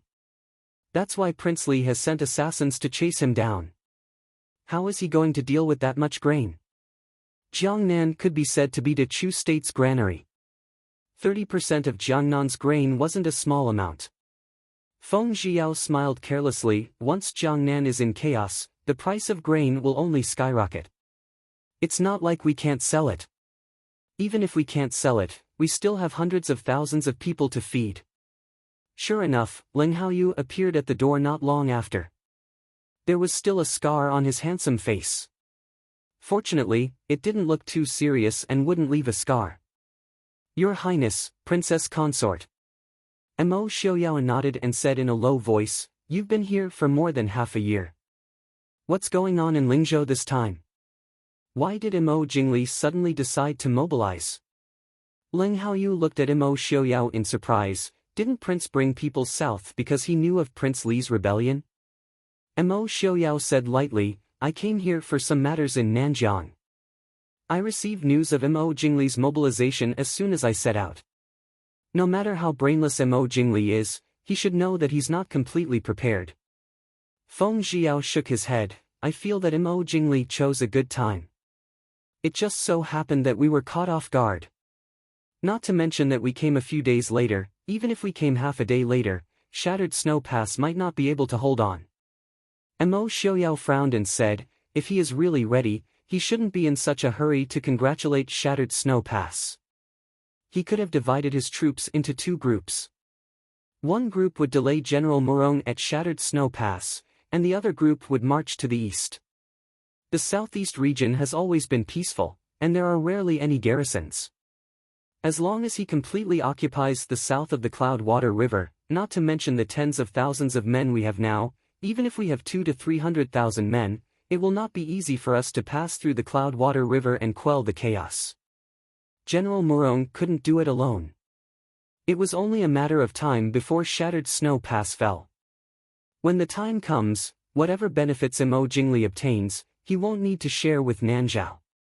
He's in a hurry to mobilize his troops before he's ready. Does that mean the emperor wants to make a move on him?" Leng Haoyu guessed. Feng Xiao shook his head and said, "That's not right. If the emperor wanted to do something to him, he wouldn't have let him leave the capital." Leng Haoyu nodded, thought for a moment and said, "King Li's cavalry was indeed sudden. He didn't do anything when he first returned to Ling province, but 3 days later, he suddenly mobilized his troops. At that time, I was also shocked." Yili asked, "Why did the prince suddenly rush over?" Mo Xiaoyao glanced at her, took out a letter from his bosom and handed it over. Yili took a look at it. It was the letter she sent back before, and there was also a letter that was obviously her grandfather's notes. Looking down, Yili said in surprise, "The Saintess of Nanjiang, Shu Manlin, is a descendant of the previous emperor?" This was indeed what Yili didn't expect when she sent it. This was too melodramatic. She did guess whether Shu Manlin had other identities, but the Saintess of Nanjiang was a descendant of the previous emperor, and Mo Jingli was the current emperor's younger brother. Then the two of them conspired to rebel? Didn't Nanzhao betray the previous dynasty to establish the country? How could the descendant of the previous emperor call her the Saintess of Nanjiang? Looking at the king of Nanzhao's attitude toward Shu Manlin, it shouldn't be that he didn't know her identity. Mo Xiaoyao said, "The ornament you sent back was a relic of the Chaoyang princess who married into a tribe in Nanjiang during the previous dynasty." Yili raised her eyebrows. "So what? The Chaoyang princess had been Nanzhao for hundreds of years." Feng Xiao explained, "This Chaoyang princess was a strange woman. It is said that before she was married, she had participated in court politics. But at that time, the emperor didn't like women to participate in politics, and he reprimanded her several times. Later, he sent her to Nanjiang for a political marriage. Although the Chaoyang princess disappeared, the tribe she married into became the largest tribe in Nanjiang at that time because of the support of the previous emperor. At the same time, it was the predecessor of the Nanzhao royal family. The Nanzhao royal family admired the culture of the Central Plains. Although their relationship with the previous dynasty was not good, they were very good to some rebellious ministers of the previous dynasty. From the establishment of Nanzhao until the fall of the previous dynasty, there were at least 3 princes, 2 princesses, and 1 Wangye that could be traced. Some of these people failed in their rebellion, and some fled to Nanzhao because they were framed. Without exception, these people all married or married a direct descendant of the Nanzhao royal family.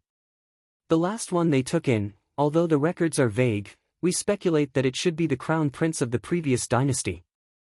So, what you are saying is that the Holy Maiden of Nanjiang may be the orphan of the previous crown prince?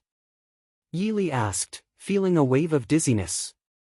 As expected, if you thought the story was melodramatic, the reality was even more melodramatic. Feng Zhiyao said with a smile, in the third year of the previous dynasty's fall, the queen of Nanzhao married a man of unknown identity from the Central Plains. 5 years later, Nanzhao continued to invade the borders of Dechu state. It wasn't until the queen of Nanzhao and her husband died that it gradually calmed down. But in all these years, the two countries have been at war and have never truly stopped. As long as there is a chance, Nanzhao will think of ways to invade the Central Plains. Yi Li rubbed her forehead. I understand. So Nanzhao has a very strong bloodline of the previous dynasty's royal family. They plan on taking back the country for the previous dynasty and entering the Central Plains? Taking back the country for the previous dynasty may be fake, but they definitely want to enter the Central Plains, Feng Zhiyao said with a nod. Yi Li looked strangely at Mo Xiaoyao and said, even so, you don't need to rush over so quickly. Since they have prepared for more than 100 years, they shouldn't mind preparing for a few more decades. Mo Xiaoyao looked at her. If Mo Jingli did not raise troops this time, what did you plan on doing? Yi Li stilled and remembered that she had planned on going to the Holy Maiden of Nanjiang to take a look. There is danger. Mo Xiaoyao's expression was not very good. He said, don't you think that the so-called Holy Maiden of Nanjiang is very problematic? Yi Li blinked, waiting for his answer. The Holy Maiden of Nanjiang must enter the Holy Maiden when she is 25 years old. But in reality, most of the Holy Maidens are 21 or 22 years old. The youngest one is even 19 years old and has already stepped down from the position of Holy Maiden and entered the Holy Maiden. No one knows what these so-called Holy Maidens look like, no one knows their family background, and no one knows what they do after entering the Holy Maiden. But these women must receive all kinds of education from a young age. After becoming a Holy Maiden, they even have a certain influence on Nanzhao's political affairs. How much time, money, and energy does it take to teach such a person? Is it just to put her there as a Holy Maiden for a few years and then throw her into some Holy Maiden to die of old age? Mo Xiaoyao said indifferently. Leng Haoyu thought, the prince's words are reasonable. The rules of the Holy Maidens of Nanzhao are really strange. I remember that the Holy Maiden who held the position for the shortest time was only 2 years. She became a Holy Maiden at 15 and stepped down at 17.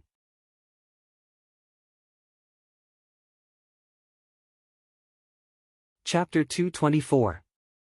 I thought we were talking about the dangers of Nanjiang's Holy Land. Yi Li reminded him. Mo Xiaoyao said, there is no such thing as Nanjiang's Holy Land. Maybe there is such a place, but it is definitely not a place where Nanjiang's treasures are enshrined and the Holy Maiden is retired. That should be the biggest secret of Nanzhao's royal family. So once someone touches that place, the Nanzhao royal family will kill them at all costs. That is why there is a rumor that no one who trespasses into Nanjiang's Holy Land survived. Yi Li was a bit disappointed. That meant there was no such thing as the underworld flower in Nanjiang's so-called Holy Land. Leng Haoyu said, this shouldn't have anything to do with Prince Li's sudden attack, right? Feng Zhiyao lazily leaned back in his chair and smiled, it doesn't have anything to do with it. It has a lot to do with it. In the past, we thought it was Mo Jingli who wanted to use Nanjiang's Holy Maiden and Nanzhao. Now it seems that the fool was used. That is why he attacked in such a hurry. I thought he was smart. A fool is a fool.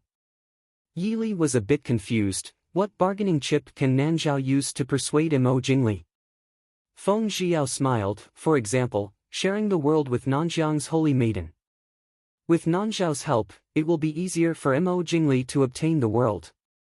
When the time comes, there will be no conflict between the country and the beauty.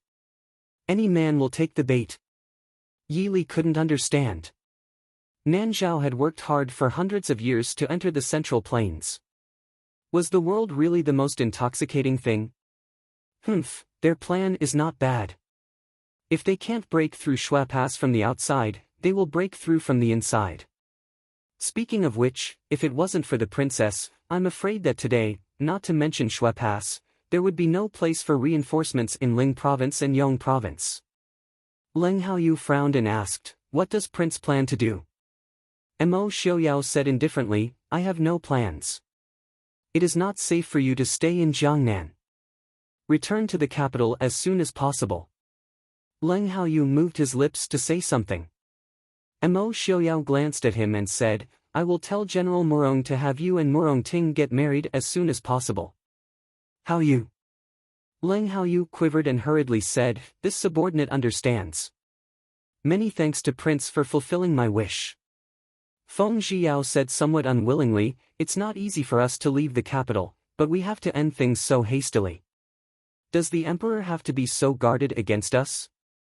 What a waste of my time." Mo Xiaoyao said calmly, "Nanzhao won't amount to anything, we don't need to worry about it for now."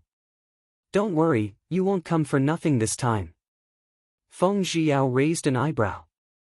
"Only you would dare to say that Nanzhao will not succeed. I think the Nanzhao people are not simple. They can spend such a long time to patiently set things up." Mo Xiaoyao's smile was cold. "More than 100 years.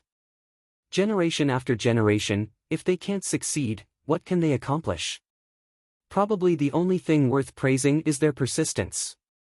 Feng Zhiyao said with a smile, "I guess the people of Nanzhao hate the Ding royal household the most. For more than 100 years to not succeed, the Ding royal household's contribution could not go unnoticed. For example, 10 years ago, if it weren't for the last-minute withdrawal of troops, the Nanzhao people would never have to worry about the problem of how to enter the Central Plains.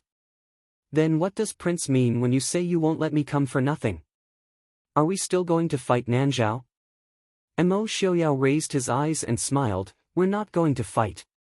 We're going to suppress bandits." "Suppress bandits?" The three people in the study asked in unison. Feng Zhiyao's eyes turned and he asked, "I don't remember Yongzhou having any powerful bandits." Mo Xiaoyao said calmly, "There weren't any in the past, but that doesn't mean there aren't any now. Otherwise, what's with the reinforcements from Yongzhou? Wasn't it Mo Jingli who sent people to do it?" Feng Zhiyao asked. Mo Xiaoyao smiled coldly, "Not to mention whether he has the brains or not, even if he does, how many people does the Lingzhou rebel army need to wipe out 20,000 people? At the time, Mo Jingli's rebel army was still near Yongzhou. How could he have an army of at least 30,000 people attack the reinforcements from Yongzhou hundreds of li away?" Feng Zhiyao thought for a moment and said, "At the very least, he had to have sent out this army on the same day that he mobilized to be able to make it in time to ambush the reinforcements from Yongzhou by Yunlan River. Also, he had to know beforehand that Yongzhou would send reinforcements to Shattered Snow Pass. There are very few people who know that Wu Qingliang is one of us. At least, Mo Jingli wouldn't know. If he didn't know, then he wouldn't have sent troops to ambush the reinforcements from Yongzhou. That's because Yongzhou might have done the same thing as the other places and might have sent reinforcements to Shattered Snow Pass. The ones who ambushed official Wu weren't Mo Jingli's people." Yi Li raised her eyebrows. "Nanjiang isn't the only one eyeing the Dechu state," Mo Xiaoyao said lightly. "Xiling," Leng Haoyu said with certainty. The northern tribes were too far from Nanjiang and the northern tribes' people looked very different from the Dechu state. It was impossible to infiltrate the Dechu state on a large scale. But Xiling was different. Even though there were slight differences, that only referred to the Xiling royal family who married foreigners. Most of the ordinary Xiling citizens were not very different from the Dechu state people. Leng Haoyu couldn't help but shiver when he thought about how there was an army that could wipe out 20,000 people infiltrating the Dechu state. Mo Xiaoyao's eyes were deep and serene. The generals guarding the Dechu state's borders should have been taught a lesson long ago. Feng Zhiyao shrugged. The generals guarding the borders had been replaced by the emperor in recent years. They had no choice. Suppressing bandits seemed like a good idea. "Prince, when are we leaving?" Feng Zhiyao asked excitedly. Since there was going to be a war, there was no need to care about whether it was Nanjiang or Xiling. Mo Xiaoyao lowered his head to look at his slender fingers and said in a low voice, "After the emperor's people come to take over Yonglin. Get someone to make the preparations first." Remember, if you let one person walk out of the Dechu state alive, don't ever tell me you want to go to the battlefield again. Yes, Prince. Feng Zhiyao stood up and replied loudly. He hesitated for a moment and couldn't help but ask, Shattered Snow Pass, don't worry about it for now. They won't be able to determine the victor in a few months. We don't have time to care about them. Mo Xiaoyao said in a low voice. Understood. Yili quietly looked at the two men answering each other and frowned slightly. She was inexplicably angry and felt uneasy. Outside Yonglin City, King Li's camp, damn it. Why would Mo Xiaoyao appear here now? In the tent, Mo Jingli's face was dark and twisted. It was close to June, but it made people feel the bone-chilling cold of the harsh winter. No one dared to speak. It wasn't just because of King Li's anger, but also because they were frightened by Prince Sting's sudden appearance on the battlefield. If there was anything more frightening than Prince Sting's appearance, it would be the appearance of Prince Sting in good health. When they saw the silver-white figure galloping through the air, almost everyone felt a sense of despair and regret in their hearts at the same time. When he was young, he was already known as the God of War. Was Prince Sting, who was known to be more intelligent than his ancestor, someone they could resist? There were even some people who were secretly hesitating and regretting. Was it really the right decision to follow King Li and start a rebellion? The achievement of ascending to the throne could lead to great wealth and power, but the price of failure was also terrifying.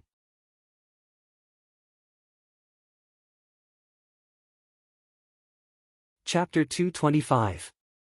The usually calm military advisor's face was also deathly pale. In their plan, no matter what, Mo Xiaoyao would not appear in Yongzhou so quickly. No, it should be said that Mo Xiaoyao would not appear in Yongzhou at all. But now, a crippled Prince Sting was indeed terrifying, but a healthy Prince Sting who could move freely was even more terrifying. Prince, has there been any news from the capital? Prince Sting. Mo Jingli snorted coldly. Mo Xiaoyao left the capital long before we mobilized. And Yi Li. It's actually her. When he thought about how the person who made the Black Cloud cavalry block his path was Yi Li, Mo Jingli wanted nothing more than to capture her and skin her alive.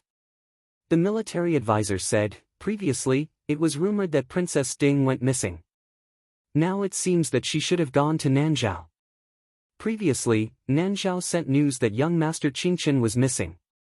I'm afraid that Princess Sting went to Nanzhao for young Master Qingchen. The more he spoke, the colder the military advisor's heart became. Prince Sting, Princess Sting, Murong Shen, and young Master Qingchen who was very likely to appear. The people in front of them almost made him see no hope of breaking through Yonglin. Prince, I feel that the plan now is to immediately give up on Yongzhou and lead the army east. Before the imperial court's reinforcements arrive, we should seize all the areas south of Yunlan River. Mo Jingli said in a low voice, Mo Xiaoyao has already reached Yonglin. Do you think he will let us withdraw? The military advisor stroked his beard and said, with Prince's understanding of Prince Sting, with Prince Sting's temper, will he give up so easily today? Mo Jingli lowered his brows and thought for a moment. He shook his head and said, Mo Xiaoyao was known as Fierce Wind when he was young. He has always been swift and decisive when it comes to war. Based on his temper in the past, he wouldn't give up until the other side suffered heavy casualties in today's battle. The military advisor smiled and nodded. If that's the case, why does Prince think that Prince Sting didn't follow up his victory today? Mo Jingli's eyes flashed and he raised his voice slightly, he doesn't have enough troops. Military advisor clapped his hands and laughed, that's right, Yonglin is limited by the terrain, and the Black Cloud cavalry is coming in a hurry, we are unable to see how many soldiers they have. But Prince Sting should know about our military strength. The fact that he didn't press the advantage means that our forces are at least twice as strong as his. Mo Jingli nodded. That's right. How could my brother, the Emperor, allow him to mobilize more than 100,000 soldiers so easily? Not to mention, he wouldn't be able to get there so quickly if he had an army of over 100,000. If that's the case, why don't we? Absolutely not. The military advisor hurriedly interrupted his thoughts and advised, "Prince, please reconsider. Prince Ding might not have enough troops, but there isn't any place near Yonglin that is suitable for large armies to engage in battle. As long as he defends Yonglin, we won't be able to do anything to him within 10 days to half a month. After 10 days to half a month, the Imperial Army will arrive no matter how slow they are. At that time, it will be too late for us to return to the east." Saying 10 days to half a month was being polite. With Prince Ding's 20,000 Black Cloud cavalry defending the city, let alone 10 days to half a month, as long as they didn't lack food or weapons, it would be hard to say if they could break through in 2 to 3 months. It must be known that the Black Cloud cavalry's archery skills were something that even the northern militant cavalry feared. It would be difficult for the attacking army to even get close to Yonglin City. This Mo Jingli's expression changed unpredictably. There was unwillingness and anger, as well as an undetectable fear. This fear might not be because of Mo Xiaoyao himself, but because he was the same as all of the Dechu state's soldiers. He had a natural reverence for the Mahist army and the Ding Palace. "Prince, as long as we occupy all the places south of the Yunlan River and then firmly defend the Yunlan River, Yonglin will not be able to do anything. Yongzhou is but a small place, and there is Nanzhao as a restraint. The imperial court is powerless. Now that Prince Ding's legs have suddenly recovered, that person in the capital is probably terrified. This way, he will definitely not use Prince Ding to deal with us. As long as Prince Ding and the Mahist army do not come, half of the Dechu state will be in Prince Ding's pocket. As for the rest, it is not impossible to slowly plan in the future." The military advisor advised painstakingly. Yongzhou could not be done. Since it was like before, it would be better to take over all of Jiangnan before the imperial army arrived. Otherwise, it would be like drawing water with a wicker basket. Looking at the wavering King Li, the military advisor felt slightly bitter in his heart. When King Li encountered matters, he was hesitant and indecisive.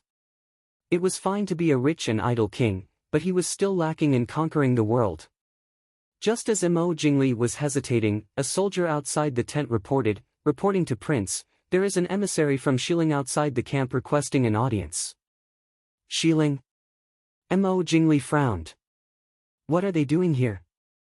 Let him in." Not long after, a middle-aged man with an elegant and kind appearance was brought in. "I am He Wu Yuan of Xiling's Shinan Palace. Greetings to your Highness King Li, Yingli." Mo Jingli narrowed his eyes slightly. The military advisor standing beside him was slightly moved. "One of the 3 wise men under Genin of Gojoseon, Sir Yingli." The middle-aged man smiled faintly. "That is me." Mo Jingli stared at him and said, "Sir, he is Genin of Gojoseon's right-hand man. Why have you suddenly appeared here with I?" He Wu Yuan smiled and said, "On the orders of the prince and the crown prince, I am willing to ally with King Li." "Ally?" The military advisor did not understand. He Wu Yuan smiled and said, "I heard that King Li is stirring up trouble in Jiangnan. My prince and the crown prince admire Prince's ambition. At the same time, Prince should know that Jinan Palace and Xiling have a blood feud with the Ding Palace of Eastern Chu. Therefore, His Highness ordered me to serve His Highness like a dog and horse. On the day that the prince succeeds, Genin of Gojoseon will personally come to Lingzhou to congratulate the prince on his coronation." Mo Jingli looked at him and asked, "What do your prince and the crown prince want?" He had long known that there was always a trade-off. He Wu Yuan smiled and said, "Xiling does not need Prince to pay any price. There is only one thing. Prince Ding and the Mahist army. Prince Ding's legs have already recovered. I presume that the prince has already seen them today." Mo Xiaoyao was ambitious when he was young. That year, when he was only 14 or 15, he almost destroyed Nanzhao. Now that he has been dormant for several years, I'm afraid that he will be like a tiger out of its cage. No one in the world can stop him. My lord is worried about Xiling's safety. Therefore, he wants to ally with Prince to stabilize the Ding Palace. Please reconsider, Prince." Mo Jingli was somewhat displeased. Although He Wu Yuan said that he wanted to ally with him to fight against Mo Xiaoyao, his words were full of praise for Mo Xiaoyao. He said lightly, Mo Xiaoyao has been idle at home for nearly 10 years. Moreover, he is young, and it may not be good when he grows up. Teacher, you are exaggerating. He Wu Yuan was not angry. He chuckled and said, it doesn't matter if I am exaggerating or not. The Ding Palace is famous throughout history, and Mo Xiaoyao has never tasted defeat in his life. This is also the truth. Could it be that teacher he has a plan to deal with Mo Xiaoyao? Mo Jingli raised his eyebrows and said mockingly. He Wu Yuan smiled and said, although I cannot guarantee that I can defeat Prince Ding, I can help Prince Li stabilize his position in Jiangnan. Oh? Mo Jingli's eyes flashed slightly. He sized up He Wu Yuan with a look of evaluation. He Wu Yuan did not mind and smiled calmly. Prince, do not worry. Prince Ding definitely does not have much time to stay in Yongzhou. As long as he is transferred away, the court will not be able to stop Prince's momentum even if they send 1,000,000 troops, let alone 100,000.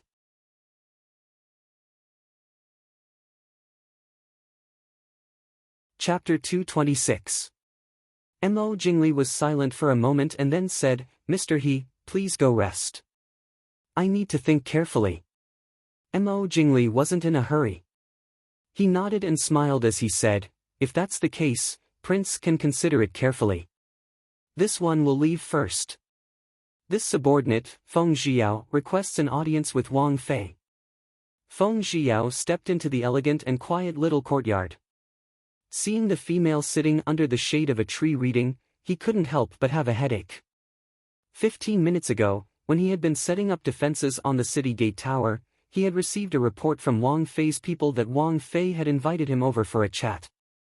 He knew that trouble had come. It was a pity that he didn't have the guts to not come when Wang Fei summoned him. Mr. Feng doesn't have to be so courteous. Yili put down the book and turned with a smile. Did I disturb Mr. Feng-san? Feng Zhiyao grimaced, I don't dare. Wang Fei summoned Feng-san, how can I disturb him? Yili raised her head and looked seriously at Feng Zhiyao. She smiled and said, Mr. Feng-san seems to be a completely different person compared to when you were in Jing. If it was any other time, I would have thought that I had mistaken you for someone else. Feng Zhiyao could only smile. He felt that the more courteous Wang Fei was to him now, the more troublesome the questions she would ask later would be. Yili looked at his forced smile and lowered her eyes slightly. Mr. Feng-san, please sit down and talk. Feng Zhiyao gave his thanks and said, Wang Fei can call me Feng-san. This subordinate doesn't dare to be called Mr. Yili waved her hand and smiled as she said, I know that you and Prince have known each other since childhood. In private, you call each other brothers. There's no need to be so distant. Feng Zhiyao could only sit down. Facing Yili made him feel even more pressure. He smiled and said, why has Wang Fei summoned me? Yili raised her head to look at him and said in a deep voice, I don't like to beat around the bush. Mr. Feng, how is Prince's body? Feng Zhiyao stilled and hurriedly said with a smile, Prince's body? Wasn't Prince in good health? Speaking of which, after so many years, Prince's body has finally recovered. Wang Fei should be happy. Yili looked faintly at him. Her eyes were clear and bright, but there was no naivety in them. Feng Zhiyao secretly complained in his heart. He could only force himself not to move his eyes away and stare at her. After a while, Yili smiled and said, Young Master Feng, do you know? Under normal circumstances, a person's true smile can only be maintained for a short period of time, and after this time, it's usually a fake smile. Feng Zhiyao stilled. He blinked and finally took back the stiff smile on his face. Wang Fei's views are very unique. Then, Young Master Feng, are you willing to tell me the truth? Yili asked with a smile. Feng Zhiyao smiled bitterly. Why didn't Wang Fei ask the prince directly? Yili sighed softly. If he didn't want to say it, how could I ask? Feng Zhiyao said, if His Royal Highness doesn't say anything, it may mean that His Royal Highness's body has indeed fully recovered. Yi looked at him and said with a smile, "Young Master Feng, although I can't tell if he is lying or not, I can't tell if he is lying. But there was at least one thing I understood. A person whose legs have been crippled for 8 years and who has been poisoned, no matter what kind of medicine he uses, it is impossible for him to recover to such a state in such a short period of time. Even if Mr. Chen has found the antidote and healed Prince's legs, it wouldn't be possible for him to recover to such a state in such a short period of time. It's impossible for him to recover to this extent within half a year.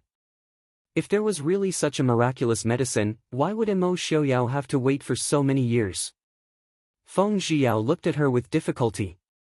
Yi did not back down and stared at him. A quarter of an hour later, Feng Zhiyao helplessly retreated. After thinking for a moment, he said, "Even if I don't say it, Wang Fei will know sooner or later. Prince used phoenix grass." Yi was shocked. She still remembered what Shenyang had said. The fire poison produced by using the phoenix grass would cause cold and fire to coexist in Mo Xiaoyao's body. Even if he had the intense fire lotus, he would not be able to cure the cold poison in his body. Why didn't anyone stop him? Feng Zhiyao helplessly lowered his head and said, "Prince made his decision, who could stop him?" Yi Li's face darkened. Why did he have to? Before she could finish, Yi Li's voice suddenly stopped. She slumped back onto the stool. When Feng Zhiyao left the capital, the news of Mo Jingli's rebellion had not yet reached the capital. He was, because of her, Wang Fei. Feng Zhiyao saw Yi Li's ugly expression and understood the crux of the matter. With some difficulty, he comforted, actually, even if it was 2 days later, Prince would still receive the news of Li Wang's rebellion. Prince doesn't have the time to wait for the intense fire lotus 2 years later. Yi nodded blankly and said, "Has Mr. Chen come to Yongzhou?" Feng Zhiyao nodded. "Mr. Chen insisted on coming, but he can't travel long distances and will only arrive a few days later." Yi closed her eyes slightly and nodded, saying, "I know. Many thanks, Master Feng." Feng Zhiyao frowned with some worry. "Wang Fei," Yi waved her hand, saying, "It's fine, Master Feng has some matters to attend to first." Feng Zhiyao looked at her and could only take his leave. Yi sat in the shade of the tree, lost in thought. If she hadn't come to Nanjiang, no, if she hadn't sent that secret letter back, Mo Xiaoyao wouldn't have rushed to Nanjiang because of this. Perhaps it was as Feng Zhiyao said, they didn't have the time to wait for the intense fire lotus 2 years later. Perhaps in the end, Mo Xiaoyao would still take the phoenix grass. But, now Mo Xiaoyao still did it because of her, and San. Wang Fei. And San appeared behind her, looking worriedly at the weak figure of the woman under the tree. "Where is Nsi now?" And San said, "Nsi just went to Xiling. Wang Fei previously ordered him to investigate Han Mingyue's matter in Xiling. He should have just entered Xiling's border now." Yi nodded, saying, "Send someone to send him a message, ignore Han Mingyue's matter for now. Think of a way to keep an eye on sickly scholar, if he wants to obtain the falling sky flower again. Snatch it at all costs." And San hesitated, saying, "The falling sky flower is in Nanjiang, why don't this subordinate take people to look for it?" Yi shook her head, saying, "Nanzhao isn't small, and none of us have seen what the falling sky flower looks like. The one surnamed Liang should be in the hands of Tianyi Pavilion right now. No, the one surnamed Liang should also be in Xiling right now. But he's not in sickly scholar's hands. Send someone to tell Han Mingxi, what he promised to tell me should be fulfilled." "Yes." And San nodded, nimbly disappearing behind her. After San left, Yi sat for a long time before getting up to return to the courtyard where she and Mo Xiaoyao were temporarily staying. When she returned to the room, she didn't see Mo Xiaoyao. Thinking about it, Yi went out and turned to the study in the front yard, but was blocked by 2 shadow guards at the door. "Wang Fei, Prince said that he's not seeing anyone right now." "Wang Fei, please stop." Yi glanced sideways at the 2 shadow guards who didn't dare to look at her, saying, "What did you say?" "Prince said that he's not seeing anyone right now. Also, including Wang Fei." Yi indifferently took a step back, saying, I know you're following orders, and I don't mean to make things difficult. But I want to go in now.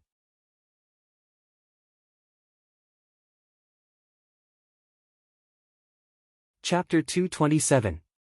The two shadow guards exchanged a look and blocked the door. Wang Fei, please don't make things difficult for us. Yi said, if I beat you down, you won't be disobeying orders, right? This. The two shadow guards looked warily at the woman in front of them. They had seen Wang Fei's skills before. In a situation where they couldn't hurt people, they didn't have the confidence to stop Wang Fei. Wang Fei, I'm afraid it won't work. The shadow guard at the door raised his hand and several figures jumped down from the walls, trees, and rooftops. Yi raised an eyebrow and sneered, and San and Si, take them down. Yes. Two low voices responded. Two figures flashed into the courtyard like lightning, one on the left and one on the right. In a moment, the shadow guards were all subdued. Looking at the other's angry and unwilling eyes, and San patted the other's shoulder comfortingly and said, Brother, don't be sad. Shadow guards have different levels. Everyone's starting point was the same, so they understood the shadow guards very well, but the other shadow guards didn't understand them. The brothers didn't suffer in vain for the past few months. Didn't they see the results now? It wasn't that they were too weak, but that they were completely out of the realm of the shadow guards. If the situation didn't allow it, and San would have laughed to the sky.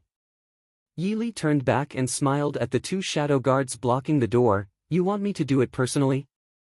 The two shadow guards sighed and moved aside. Wang Fei, please. They were temporarily staying in a rich merchant's residence in Yonglin City. Before Yonglin was surrounded, the owner had fled to Jiangbei. Rich people were always more afraid of death than normal people. The study in the front yard was very large and even had a bedroom to rest in. So last night when Mo Xiaoyao was resting in the study, Yi didn't pay too much attention. After all, he had just arrived in Yonglin and there were many things he needed to do. However, after seeing Feng Xiao, Yi suddenly remembered that she had not seen Mo Xiaoyao since she returned to Yonglin last night. She had eaten breakfast and lunch alone. If Mo Xiaoyao was really that busy, there was no reason for Feng Xiao to be idling on the city gate tower. Furthermore, when Mo Xiaoyao had asked her to help out in the capital, he had not felt the slightest bit guilty. Stepping into the study, there was indeed no one there. Yi quickly walked to the bedroom behind the study. Before she entered the door, she heard the sound of something hitting the ground. She quickly rushed in. As soon as she entered, Yi's heart trembled at the sight before her. The man who was still valiant and invincible on the battlefield yesterday fell to the ground in a sorry state.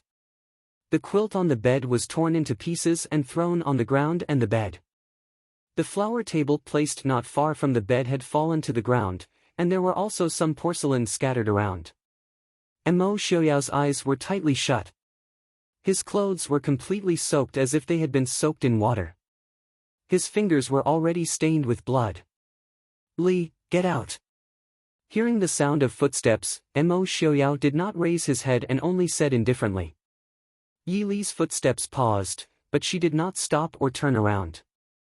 Instead, she quickly walked to his side and helped him up. Are you better? Mo Xiaoyao tiredly nodded and allowed Yi to help him back to the bed. He bitterly smiled. Li, it seems like I always let you see my most sorry state, Yi indifferently said. This time, you asked for it. We are husband and wife, not strangers. We can't always see each other's most perfect side, right? Mo Xiaoyao closed his eyes and said with a faint smile, it should be said that you have never seen me at my most perfect state. His most perfect state was long gone before he met her. Yi reached out and held his hand that was still spasming from the intense pain. She indifferently smiled and said, how could that be? Wasn't it very good yesterday? She lowered her head and looked at the dried blood on his fingertips and the mottled wounds on his palm. She softly asked, when did it start? Mo Xiaoyao, who seemed to have gradually calmed down, was surprisingly easy to talk to. After a while, he said, when the sun was about to rise, Yili's hand froze and she felt a sharp pain in her chest. It was already the end of the afternoon. It had been a full 7 or 8 hours. If you don't feel bad, then sleep for a while. Mo Xiaoyao did not reply this time. His shallow and long breaths showed that he had already fallen asleep. But even in his sleep, his brows were still slightly furrowed and he would occasionally show a pained expression. Yili wanted to get up and cover him with the blanket, but she found that one of her hands was tightly held by Mo Xiaoyao. Helpless, she could only sit back down and frown as she looked at his sweaty clothes. She hoped that he would not catch a cold because of this. But she couldn't bear to wake him up now.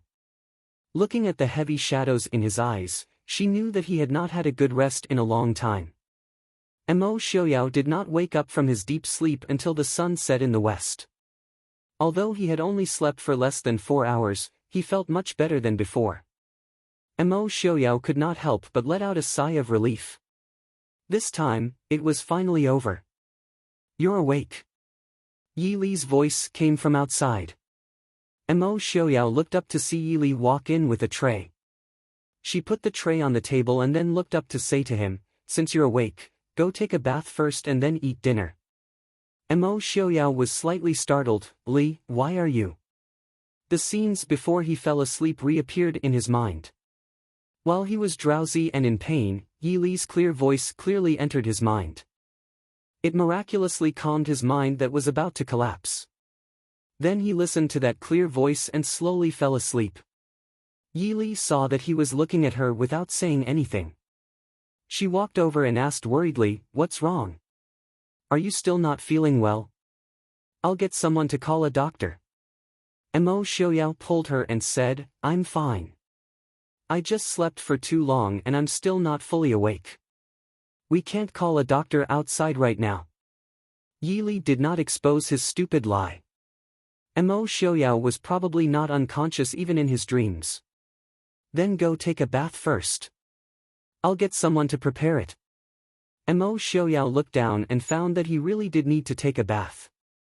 Mo Xiaoyao quickly finished washing up and walked out with water vapor all over his body.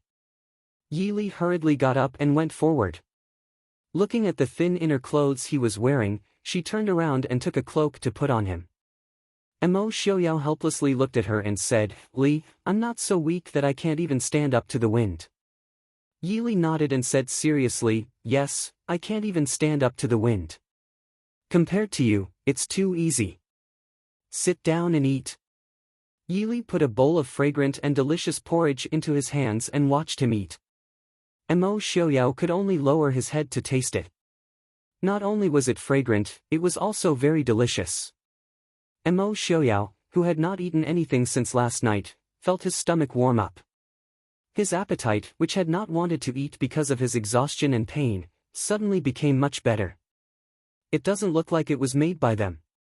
The master of this palace had passed away a long time ago, so there were no servants. Mo Xiaoyao and Yili could not use people of unknown origins when they lived here, so their basic necessities were taken care of by the shadow guards. Even though the palace's shadow guards were well trained, the food they made was only at a level that was edible. Yili propped up her chin and watched him eat. "Is it not good that I made it?"